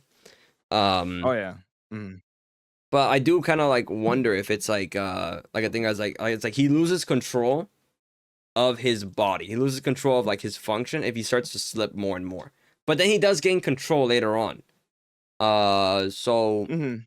like I don't know. It's just something that I see in like Maul and how he kind of like acts and stuff. So I wonder if like that's a Yeah. part of it, of like his mental's already fragile. Don't get me wrong. And Oh, to yeah. be fair, Oh yeah. he did just take a fall beforehand, so maybe he hit his head on the way down. That could be a component of it. I think actually no, he went head first, Yeah. didn't he? Into like the ground after he like dived off in episode 8. Yeah. I think so. Yeah. Yeah. Maybe that could be it too. Maybe it's not his legs. Maybe it's just like him ramming into the ground head first. But I do think it's like at least a part of the visual storytelling for sure. I think it's like very intentional to show that like as he's getting like more and more damaged, his mental gets damaged too, and he's like slipping more and more. But yeah, enough yap. Right. So Rook Cass, I haven't mentioned her name yet during this, but that's the Mandalorian like second in command in Maul's crew. She's kind of like leading the rest of the group over to and Vario to a rendezvous point that was set up, and they're saying, yeah, no, Maul will show up. I feel confident about it because she's loyal to Maul. She is loyal, and we see Maul in the tunnels talking about his slipping mental and all that stuff. Maul is going through it. He is like crawling through that place. He's like barely like keeping it together. He's having flashbacks. He's seeing his reflection in puddles, and we see some hallucinations of his past. We get to see the training from Darth Sidious, where he's like getting zapped by lightning. We get to see the death of his brother Savage Opress. Sorry, Bloom. Spoilers. Savage Opress dies. And then we get to see like him talking to himself and like kind of like coming to terms with it. He's like kind of like accepting what's kind of like happened and being like, yeah, no, we need to fix this so that no one else has to go through what we go through. And it kind of almost makes me feel bad for Maul. Because we know what happens in episode 6, right? We know that it's not him who gets to take down Sidious. It was never his role to take down Sidious. But I kind of feel bad. It's like a tragic hero in a way. He's a villain. Don't get me wrong. He's a villain. But from his own perspective, it's like a tragic hero who doesn't get to achieve what he wants to achieve. He never gets his goals accomplished. It's someone else does eventually. You know, they never know about him. Like Luke never knows about him as far as I know. Maybe he heard his name at some point, but like for the sake of the story, he doesn't really know about Maul. But it's just like this legacy of like just getting cut down by Kenobi. Let me not say that yet. You'll find out, Bloom. You'll find out what happens. But like it's this legacy of like he doesn't really accomplish any of those stuff, and even like this stuff that he's doing right now, and this like crime syndicate, like crime syndicate actions, he's not really stopping the Empire. He's not really stopping Sidious. It doesn't amount to anything in terms of substantial damage, as far as we know. Obviously, that could change. Maybe they incorporate something where like, oh, this one thing he did does influence like the final fight. But so far in the story, nothing Maul has done substantially really like stops Sidious or does anything to stop Sidious. It is other people. Not that he has the power to necessarily, like himself, he doesn't, but it makes it just tragic. Like this, like at the end, it's just kind of useless. Everything that he does, it's for nothing. All right. That could also be something that affects his mental, right?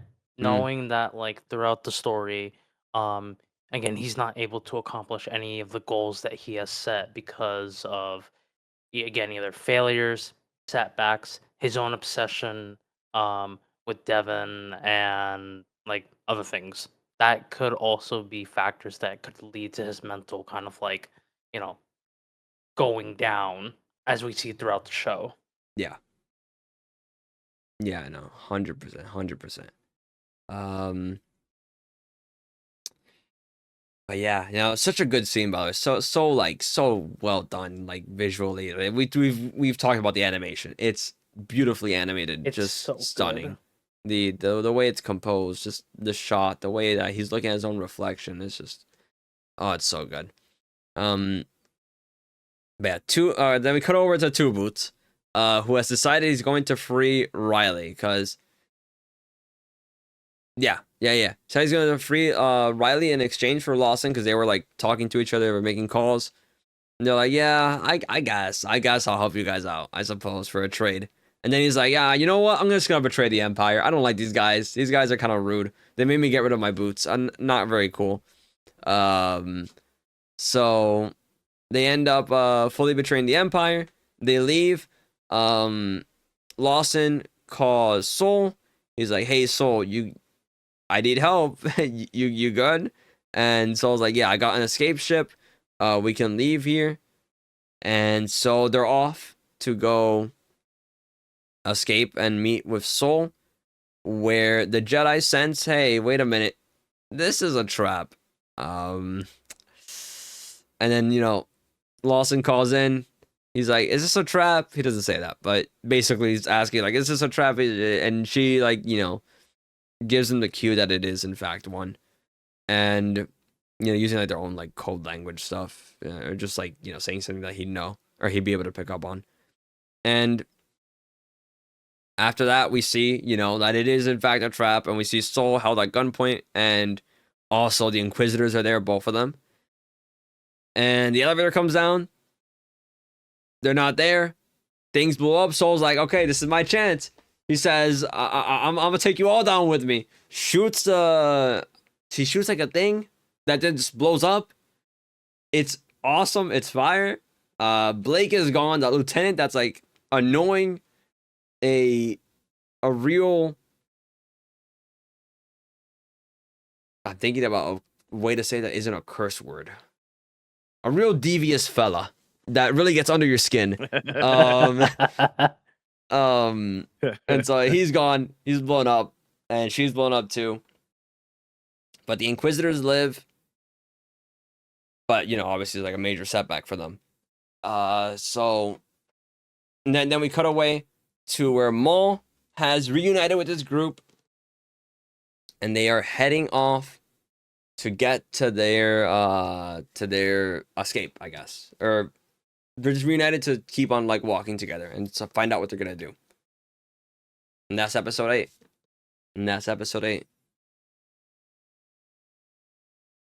I think the biggest thing to highlight from this episode, personally, is just how amazing the flashbacks were in the fog.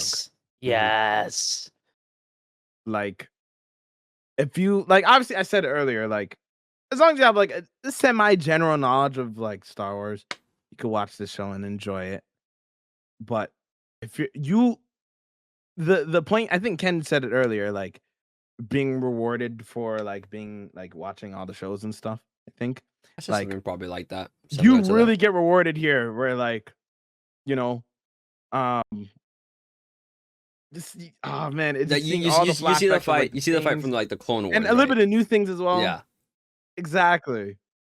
It's just a beautiful. It's obviously it's nostalgia too, but like a beautiful way of tying all of his memories and pain and suffering together to remind you like what made him the way that he is. Yeah. Oh Right? yeah. And even looking from an outside looking in, like I just said, you're seeing a little bit who he is as a character, what he's been through, why he's the way that he is, right? Mm-hmm. You know, And his main overarching motivation too, which is to stop Sidious, to stop, yeah, like to set up, because he knows he can't do it, but he wants to set up people to do it.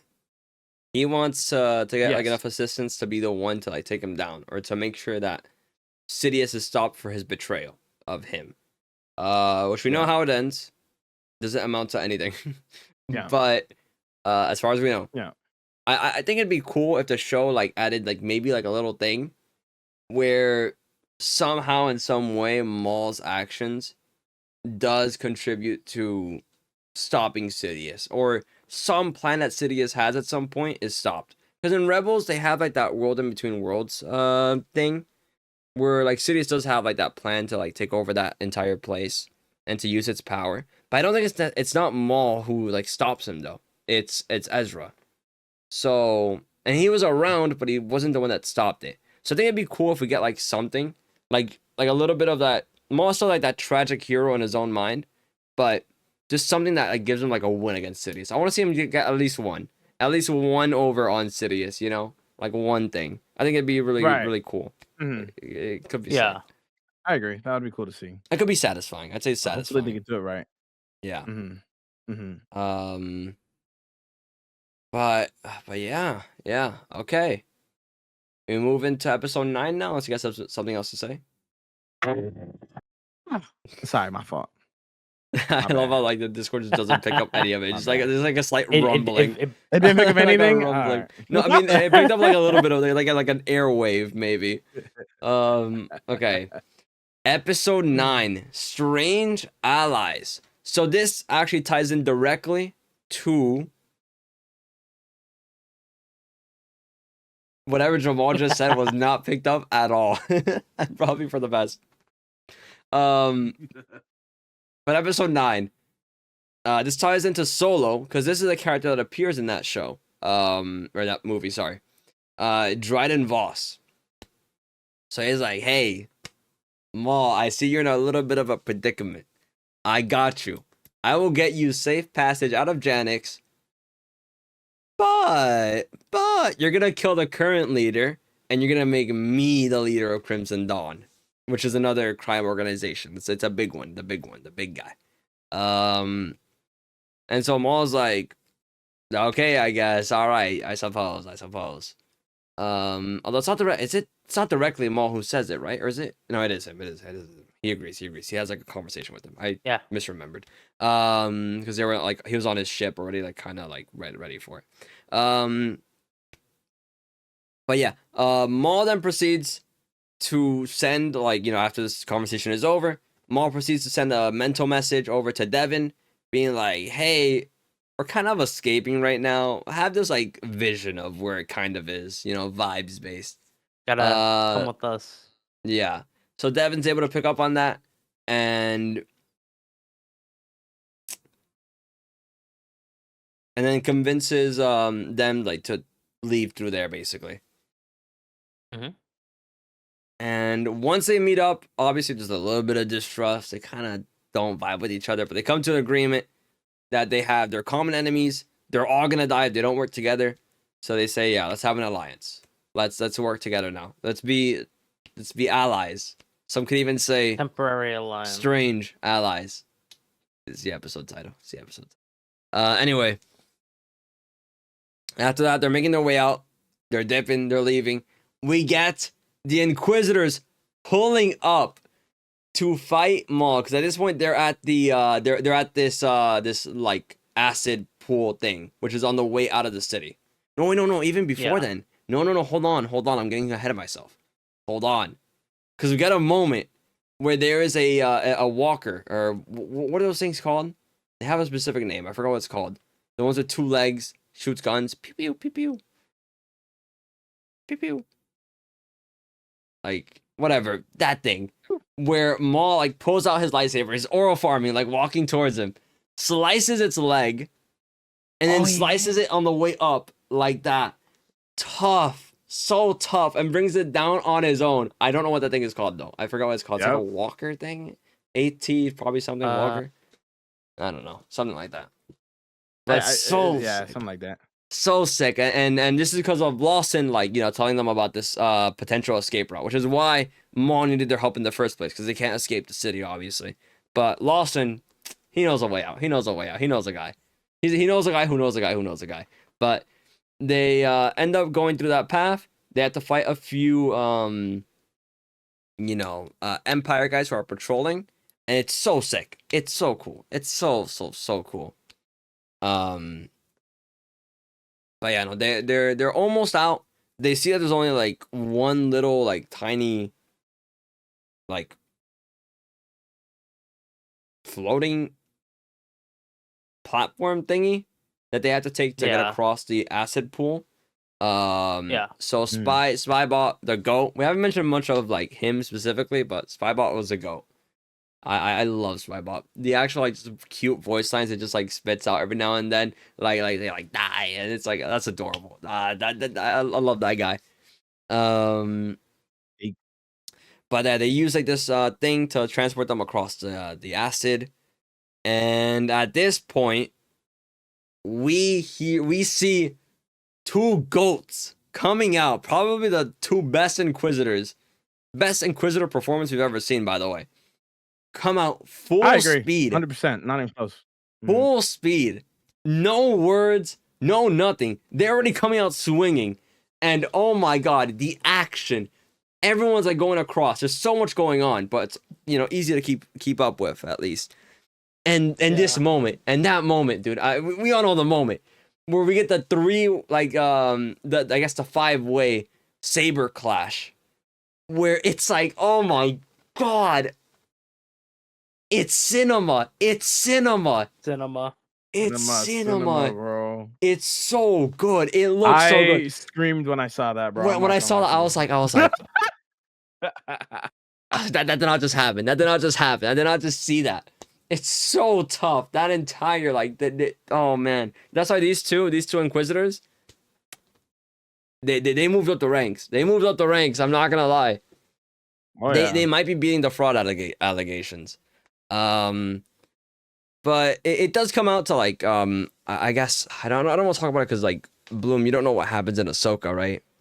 Do you know what happens in Ahsoka to these Inquisitors? Nope. No, you don't know anything about them? Nope. Okay. All right. Nope. I won't mention it then in this case too much. Actually, I'll mention it in like a vaguish way. These Inquisitors show up again, right? And in the second fight that they have, or in the fight that we see them in, they lose, like badly. And this is like an Inquisitor thing. I know you haven't seen like a lot of the shows, but Inquisitors just get packed up. When someone like who isn't a Padawan shows up, they actually just lose. In the Jedi Fallen Order games, right? You fight an Inquisitor, you should be getting packed up by them. Like these guys should have like, you know, some menace, but like Cal Kestis like packs one up and just like defeats them. The just like eliminates her. Not once but twice, by the way. 2 times. Dang. So it's this thing where like the Inquisitors, they're shown to be frauds. But it's something occurred in my mind, right? Where it's like, what if, like, hear me out here. It's not that the Inquisitors are necessarily frauds. The people who survive Order 66 in the first place, I feel like are already kind of the strongest Jedi out there. The strongest of like the pack. True. Like obviously, true. you know, there's levels to it. Like Ahsoka is way above the rest of the Jedi that are around. But like even Kanan Jarrus, right? Like he's like a pretty like he's pretty strong. Like he's fairly strong. Obviously, he was a Padawan when like it happened, but these guys are like, I feel either like really lucky or already like really powerful. And so I think like almost with Docky and Devin as well. Like, I feel like in a actual scenario, because we see later on like Devin being able to keep up with like these Inquisitors. I think it's just because like she already is a stronger, more gifted Padawan. She already is at that level. So I feel like Order 66 kind of like serves as like almost like an explanation for the Inquisitors always getting packed up and losing. Is that they are dealing with like the last Jedi. Right. These are in theory the strongest ones, with some exceptions where it's like some of them more like just like kind of got lucky. I guess like Kanan would be one where he is very powerful towards the end, but he did get lucky at first when he survived. But you then have to continue to survive after you live the initial Order 66, because it keeps on going. They're still gonna hunt you. So I almost want to like this is almost like an Inquisitor. Like I'm trying to help them beat the fraud allegations, where it's like, well, they're already fighting like the guys who like escaped, who kind of like lived, who kind of survived through like the initial Order 66, who've had to like keep on like running and being on the run and fighting like for their lives all the time. So I'm throwing them that bone. I'm throwing the Inquisitors that bone, that thought out there that like maybe kind of like bails them out a little bit. Because after this performance, I want these two to have aura.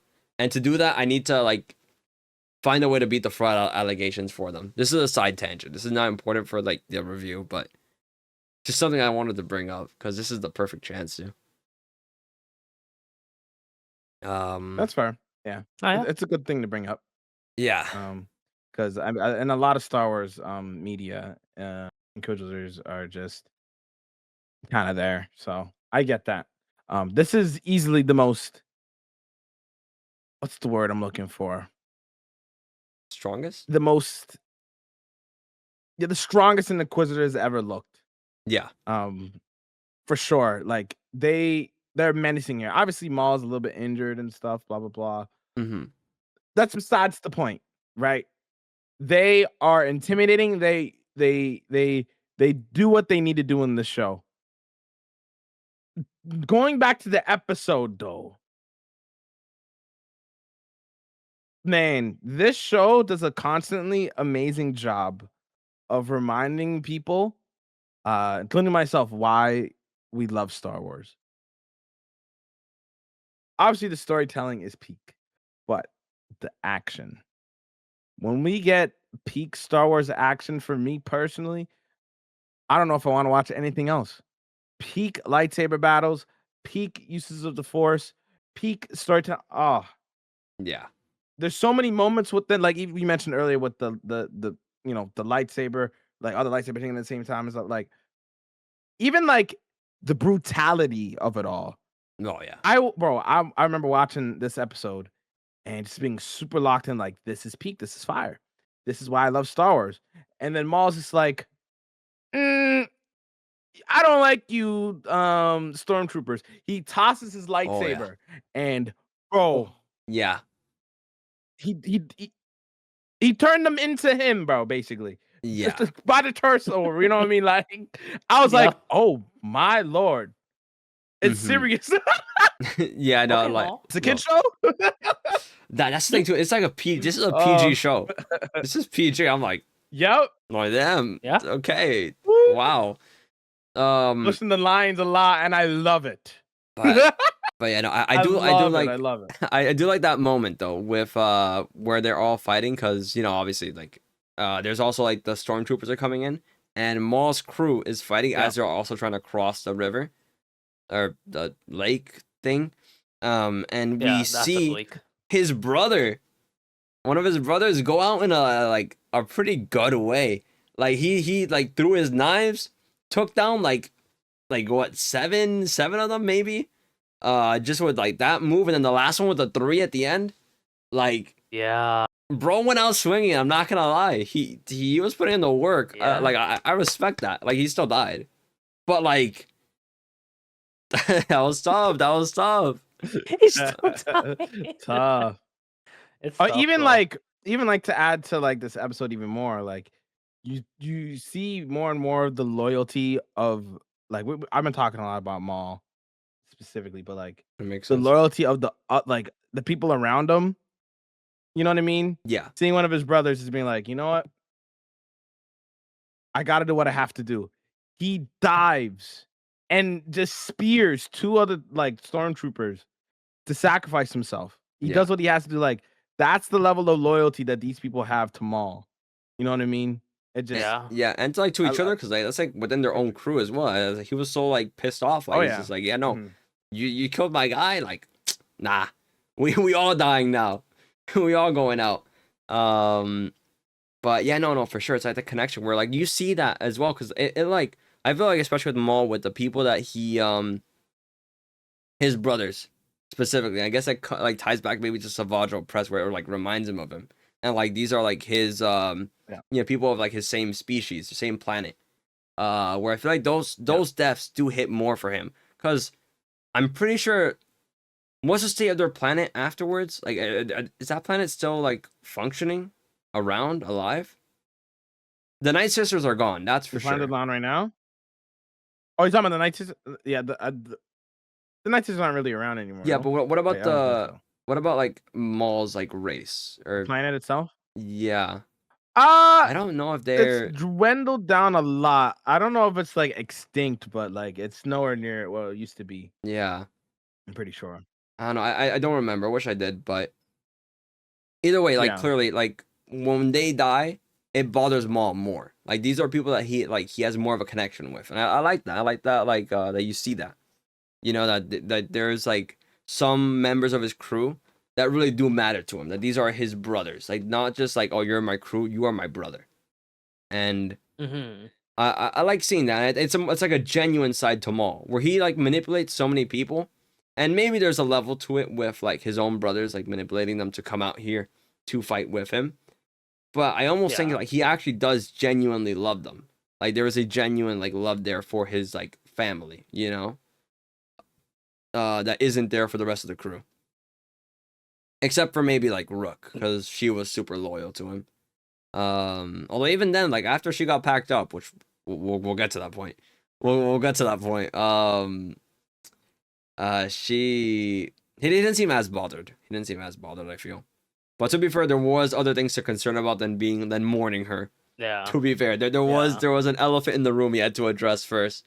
But I do like in that fight though, where when Maul's when his brother sacrifices himself, that Maul takes like the decision to say, I'm gonna stop fighting you Inquisitors real quick. Everyone else has gotta go first. And like, you know, like you mentioned like that scene where he like yeets that thing. Beautiful, like, you know, visual. But also shows like his anger kind of taking over, I feel. And also his love for his brothers, where he's like, I need to avenge these guys. Like, nah. And throws that, just gets rid of everyone. Everyone's just dead there. And then goes back to fighting, like with his lightsaber. And then towards the end, when he splits it, and then, okay, we're gonna like move on with the episode. They're crossing the lake, splits up the lightsaber. 2 parts. Fighting that 2v1. Tough. And then does that like the giant the force leap to go over the thing. Yeah. Goes on the thing. Lightsaber thrown by one of the brothers. I don't know which Inquisitor, but thrown by one of the Inquisitors. The lightsaber blocks it mid-air. Oh, parries it, and then makes it to the other side. And then it just ends their aura farming. And then they're looking at him. They're like, "Oh, we can't make that. That's for sure." But Can't do that. it's not over yet. No, he says, "Hey, they're coming your way." Ooh, they're coming your way. Who could it be? Episode 10, the Dark Lord. Darth Vader shows up in the most brutal way too, by the way. In the most brutal way possible. Because we see Rook go off. He's like, she's like, I'll go ahead. Let me go scout. She was not scouting anything. She came running back like not even like a minute later. Not even a minute past. She's already running back. She's like, hell nah. Back in. Darth's like, nah, where you going? Where you going? Get over here. Pull out the Mortal Kombat reference. Exactly. And apparently, I learned this afterwards. The people who produced the show, they asked her, how do you want your character to die? She said, I want Darth Vader to pull my character's lungs out. Wow. So what we see and what we hear is basically her lungs just being destroyed, which is insane. Insane. And this is like the you mentioned earlier, Jamal, like the horror movie stuff. And this is the thing I was gonna bring up. This is a horror movie. I love the way that Vader is depicted in every single like way he's been shown since like episode 3, except for Kenobi. Where he is a force of nature. You cannot stop this man. Maybe you'll get a hit. You get a little hit. That's it. That's all you're getting. And I think this is it's summed up to like Vader cybernetics, where like he is a little bit like clunkier. This is also like year 1 Vader. Yeah. So I'm sure he's still getting used to like his actual body. Especially because he got like stabbed by Docky like in that episode. But even then, it's like nothing to him. Yeah. It's like, oh, you stabbed me? Huh. Okay. But that's getting ahead, I guess. It's getting ahead. But we see everyone kind of like see Vader show up. Maul is like, uh-oh. He's not like the other guys. He is not like the other guys. This guy's a little different. I don't know about this guy. And we see Vader. It's not a 1v1. It's not a 2v1. It's a 3v1. Vader, just casual, one-handed. He like backhands Docky at some point during the fight. Like not even like lightsaber, just like slaps him out of the way. This man has aura. There's levels to this. There's levels. It looks so effortless too, you know. They do an amazing job of animating it in a way that reminds you, like, bro's not even trying. He's not. He's not. Oh, you thought it was gonna get me? Oh, no. Yep. No. Oh. You almost had me there, but nope. You know what I'm saying? Like, he's just He is so horrifying. he is so in control, and you see like that skill that he has as like one of the best duelists in the Star Wars universe, right? Like probably number 4 in the verse. I'd say like probably like yeah.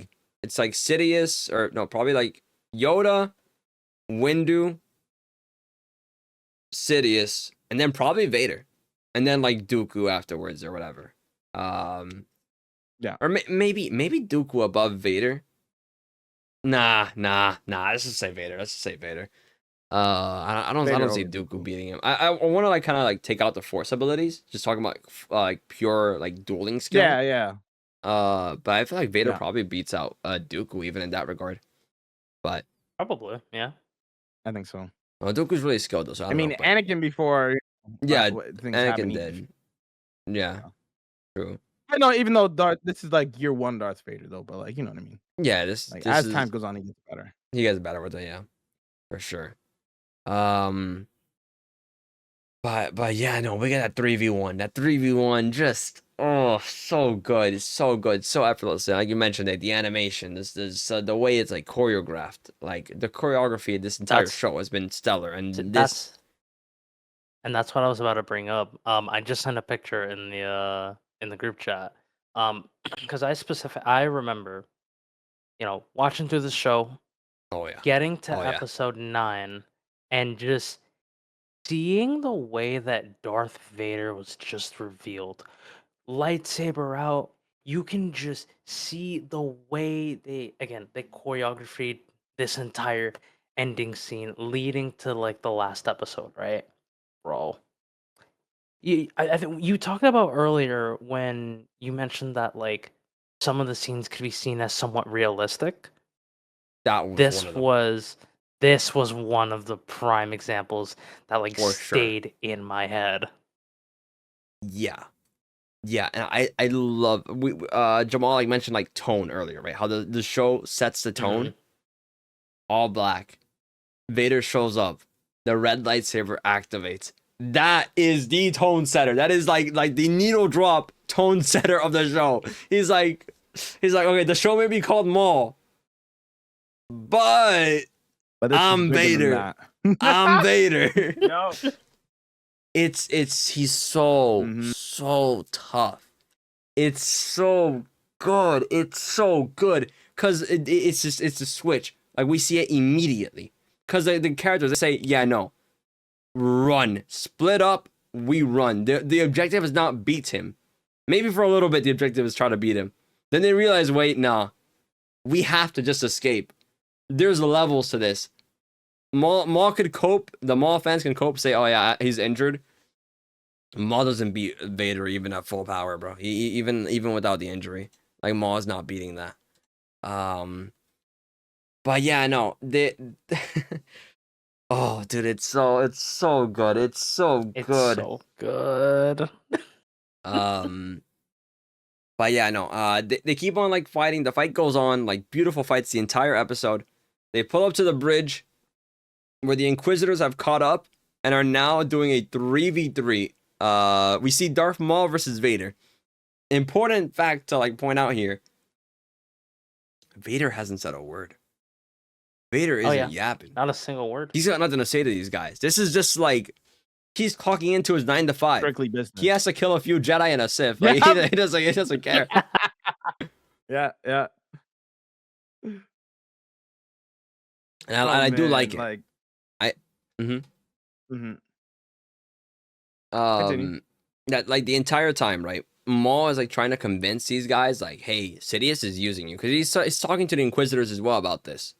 But between Maul and Vader, there isn't any words, and I think I'll be bothered if by the end of the show we don't get another reunion with Vader and Maul, because I do want to see these two interact. These are two characters that I feel like would be very interesting to see interact. But this first interaction, I'm completely fine with it being like wordless, no words exchanged. Yes. Just pure fighting. But I really do hope. I think it'd be a missed opportunity if Vader never shows up again. I think it would be a missed opportunity to not see Vader and Maul interact in terms of like words. Not in terms of like fighting. Fighting wise, we already know how it ends. But talking wise, I would love to see these two like actually interact. And I feel because of Maul's presence in the crime syndicate, at some point the Empire has to get involved again to stop Maul, to get rid of him from that position that he's in. I imagine that the one who probably brings him down from that is gonna be what's her name? Devin. She's probably gonna be the one that like actually gets rid of him. But I feel like Vader should play a role in kind of like humbling Maul at the end of the show. Like whenever the ending is or whatever, he's like, because we see him getting control in Solo. So we know at some point he rises up to through the ranks. Yeah. And he has like a big presence in the Crimson Dawn. So at some point I do want Vader to come back and humble him. Or alternatively, Nah. I was gonna say Sidious, but Sidious is not gonna get involved with that. This is a Vader job. This is a Vader side quest. It'd be so cool to see Vader and Maul talking though, because they didn't get to meet during the Clone Wars, but they have they have connections. I mean, and also in hindsight, in Vader's mind, obviously Vader doesn't care about his connections anymore. But for Anakin, right? Darth Maul was probably the last person to see Ahsoka. He might even think that like Maul killed Ahsoka, because they went down with their with their ship. So obviously Vader doesn't have any feelings. He like suppresses it all. But there's always like a little bit of Anakin, right? Like in there. It's still somewhere in there, and I'm sure he's like made those connections in his mind already. He's something that he probably thinks about, even though like he's like, this is also year one Vader, so he's like definitely messed up in the head. I fear that's like just a part of him. So I do wonder if like that's something they'll explore, like Vader's anger about this, because we see the Ahsoka Vader reunion later on, and obviously we see Kenobi and Vader later on, where we get more of like Anakin talking to them and then turning into Vader, where it's like a brief moment of like Anakin like coming out, like giving them a conversation, talking to them, but then it's Vader. Then it's Vader locked in. I think Maul would be another good point of seeing Anakin come out again. I think, and like maybe trying to convince him of being like, "Hey, Sidious is betraying you.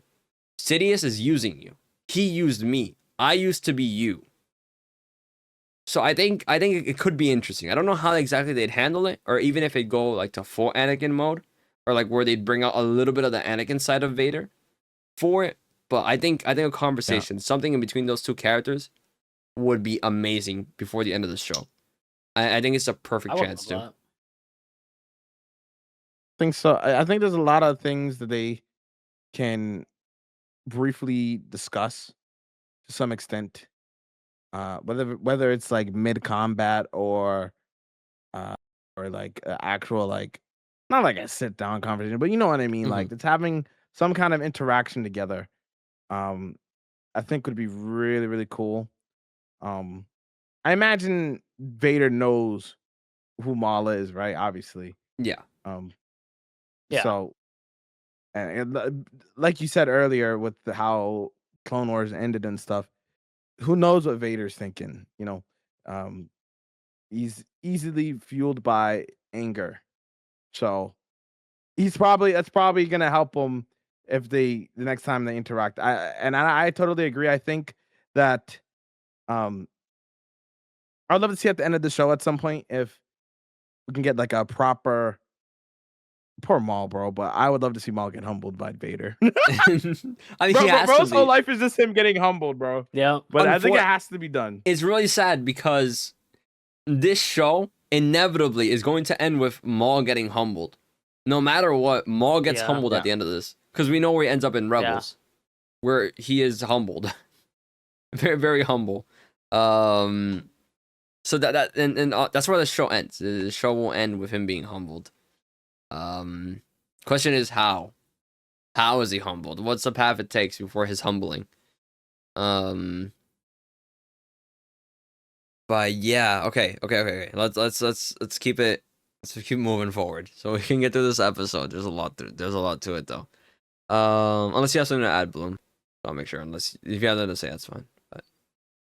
Oh no, I'm good. Okay. So yeah, the Inquisitors are now fighting. It's a 3v3. At some point, it becomes at some point it becomes a 2v1 with Doki and Maul fighting against Vader, and kind of like holding him back. Although at this point, I still feel like Vader is just like not really locked in. He's kind of like swinging his lightsaber, and I was like, yeah, I'm fighting these guys, I guess. Cause that's the thing. I think Sith in general just do this. They like to play a little bit.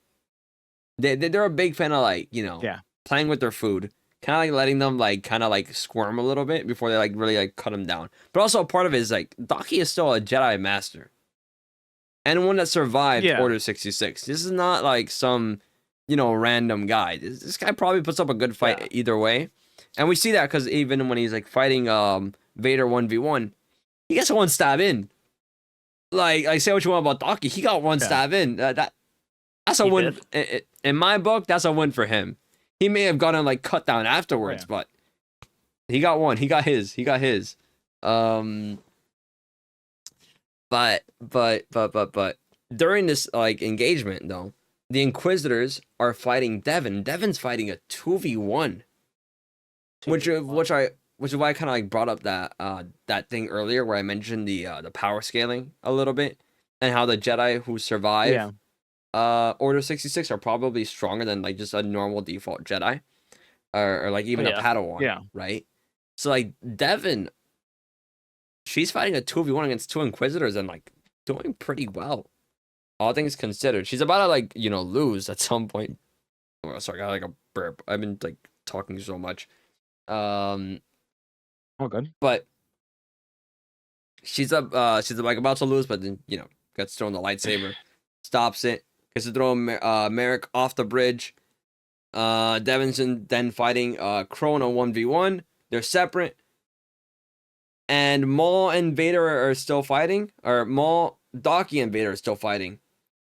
Maul, opportunistic guy, he's like, wait a minute, I got a plan here. I got a plan. Pushes Doki into Vader, throwing him off balance. And probably at this point, Maul also realizes, like, hey, we can't win. We can't beat this guy anyway. So, yeah. Then it's just Doki and Vader. Doki's doing a pretty good job, but Vader obviously hasn't locked in yet, because after, the little stab, Vader's like, all right, I'm done playing now. You stabbed me, I'm playing too much. Starts swinging. He does that thing that he just swings. And I saw this pointed out on TikTok, where Luke actually swung his lightsaber the same way against Vader in episode 6. He did the same thing of just like bashing him with his anger, and then he let it go, obviously. But that's like, whoa. Someone pointed out, I'm like, that's a cool like callback in a way, I guess. Like like father like son, even if it's like unintentional from Luke's part. It's like that technique of letting their anger take over, where they just start bashing. And now that's like something we know, that like when Vader's pissed off, he'll just start swinging. He'll just like start overpowering you with like his like overhead swings, his cybernetics. And then Doki dies. Doki dies. He gets stabbed and he dies. Devin sees it, pushed to the dark side. Rage consumes her, and what happens to the 11th brother? I forgot what happens to him. Does he get like, he gets collapsed on, right? Yeah, Maul brings, I think Maul helps out Devin. Yeah, Maul helps out Devin. Yeah. And then, classic Maul brings down the thing or whatever. And then horror movie stuff. No, wait. I'm trying to remember. Sorry, I'm forgetting like the way that the scene played out. It's been a minute. Devin goes down like some stairs afterwards, right? And then Maul approaches, not Maul, Vader approaches her. Yeah. Then Vader attack. just comes out. Yeah. No, and then that moment, horror movie stuff. I forget where it happens in the episode, but there's also that moment where like Vader like rips through the wall with his like his hand. Dude, actual like horror movie things. It's wild. But But then we can see like that instant regret on Devin's face though. Like obviously rage, but also like that instant regret where it's like Vader just like comes in like from behind that wall, behind that column, jump scare, playing FNAF, I guess, and just just goes in and she's about to die. But then obviously Maul comes in and saves her from getting killed by Vader. And yeah, so after that, Maul helps her escape from the Inquisitor and Vader. The rest of the crew that split up are fighting some of the Imperial troops. They're trying to like clear the way for the ship to come down. At the end, Lawson, who did see Maul push Docky into Vader, Lawson then sacrifices himself. But he's the one who saw what happened. But he's not dead. He's alive. It's implied that he's dead, but like they could easily write him back in. Like they did a smart thing with the writing here when it comes to the TV show, where they show like a thing where like, okay, all right, he saw this bad thing that happened. I'm gonna sacrifice myself, but we don't actually see his death. So it's one of those things that is gonna leave fans like wondering, like speculating. Is he actually dead? Is he dead? Is he dead really? I imagine that he'll come back at some point, having seen what happened, and he'll be the one that maybe reveals it to Docky or to Devin. They both have that D name.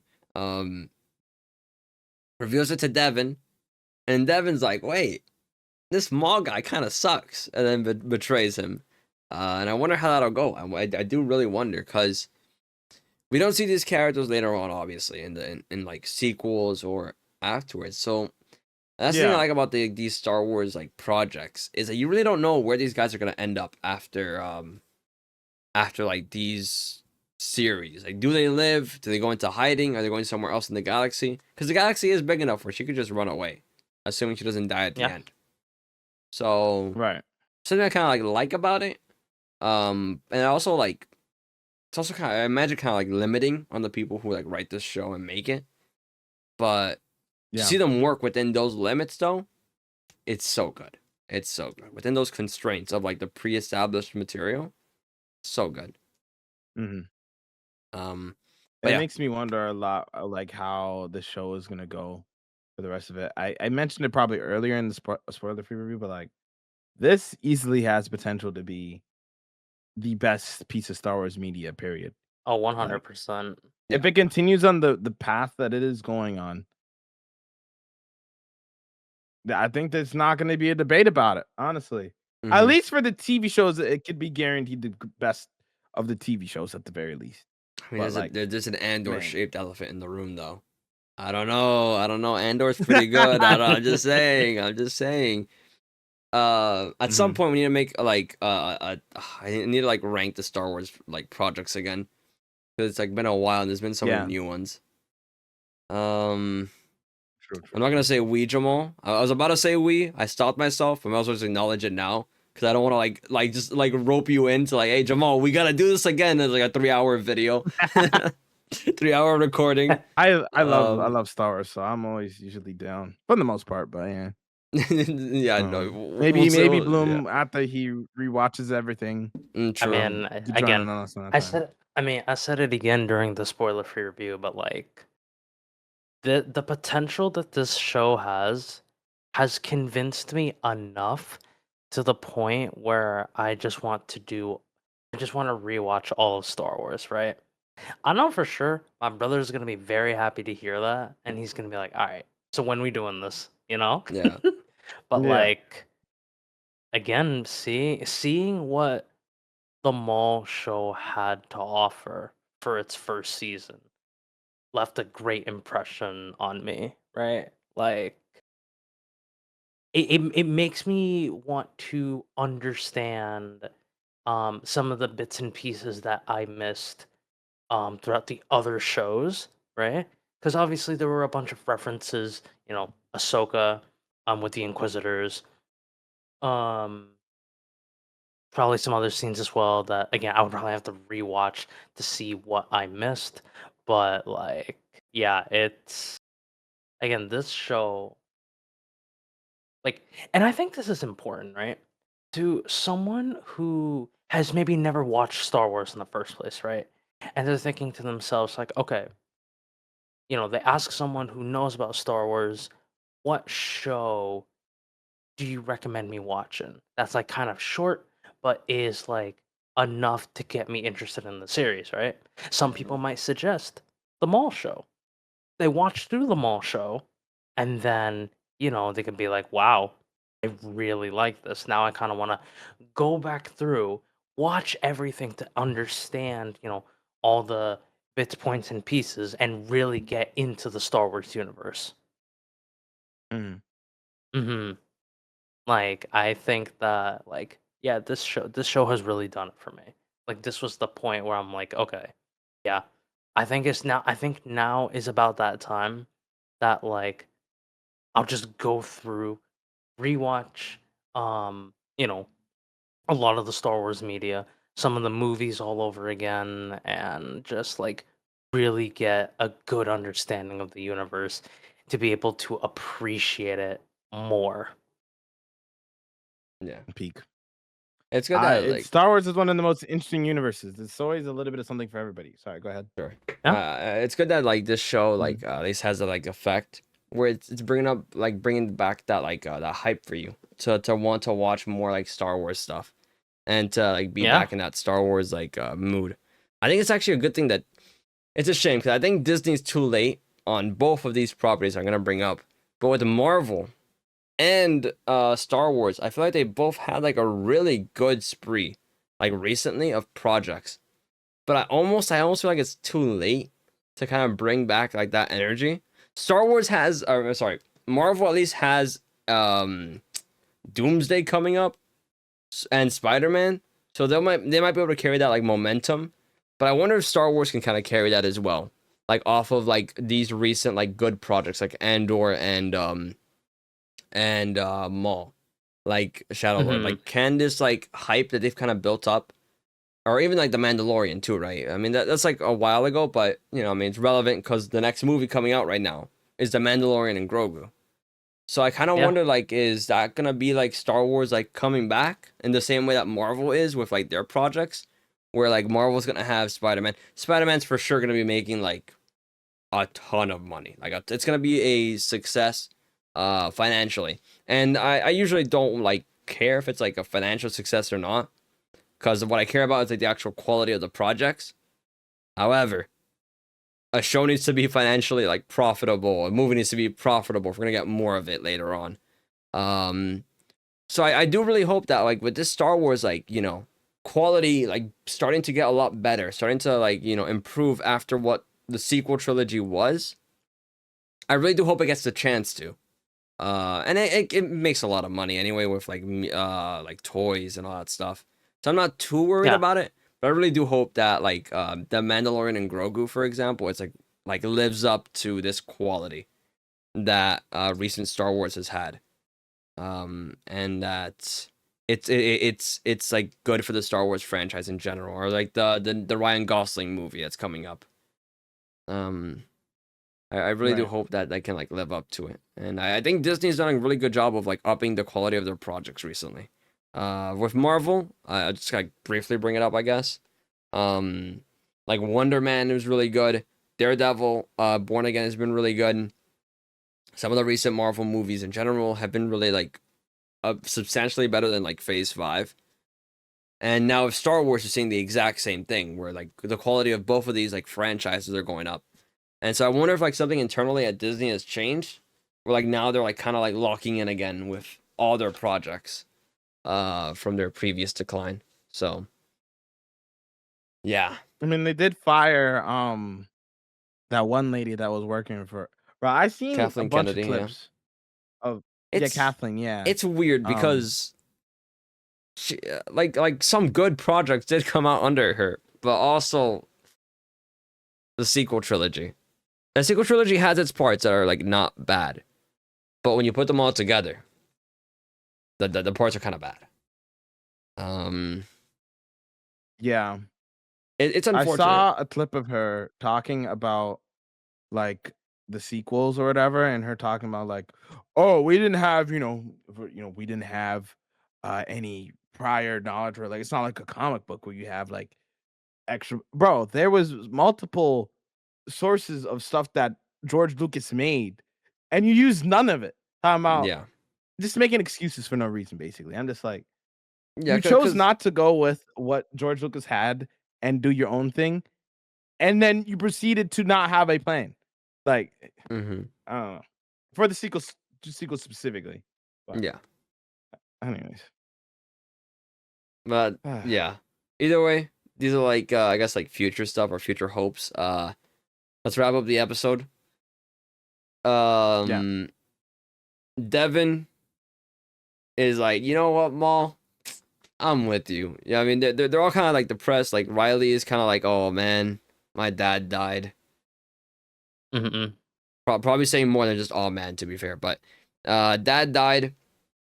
Um, he's probably gonna have like some. I hope he has like some cool character arc where he becomes like super like awesome. I mean, he picked up a gun towards the end. He was like shooting guys. So hopefully, he becomes like a really cool character. Cause like I love good writing and plot, but I also love hype and aura moments. So I kind of need that out of Riley. I kind of need that.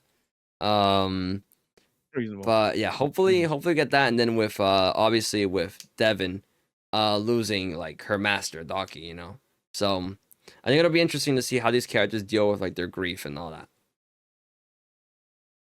Right. But that's Yeah, the end there. Yeah. they set up this season perfect for the next season. Like, Yeah. it'll be cool. Mhm.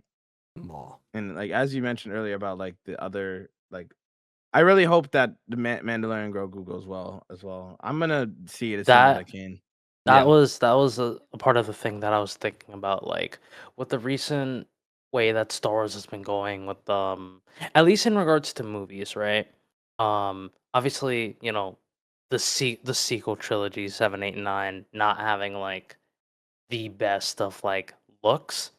I think that Yeah. having the Mandalorian and Grogu movie doing really well in terms of storytelling and all of the other elements, I think is going to be very important for like the way that people will perceive um Star Wars for the future. Because here's the thing: Yeah. the Maul show, I think all three of us can agree, like it's peak. It's really good, and according to Rotten Tomatoes, a lot of people think of that too. Like they think that the show was really good, right? So Star Wars is having this, rising. I don't know what's the word. Like Rising like the action quality and stuff. or like Like this like like increase in it, like quality it's or this. increase in quality, increase in production, and people are loving it, right? But I think having the Mandalorian movie do really well will just continuously, like, I guess, set the expectations in terms of, I guess, movies to be like really high and really good. Mhm. I don't know if I explained that right, but like, It I guess having feels that it, that yeah. positive momentum. Yeah, Maybe like that's it the feels word. important. Like after like yeah, I get what you mean. Like after like they've built up like these good projects. Like goodwill is coming up in the community in the fandom to not Hmm. squander it. And I know this is like a side tangent to the actual show, but like I don't know, it feels like a natural progression of like a discussion of like what is the future beyond this show. And the Mandalorian Grogu is like 2 weeks away at this point, and that's like going to be a very like important point because I think even if like it does like terrible or it is bad, it'll be very sad. It'll be very disappointing because I really don't want it to be. I don't want it to be. I Yeah. that would suck. Yeah.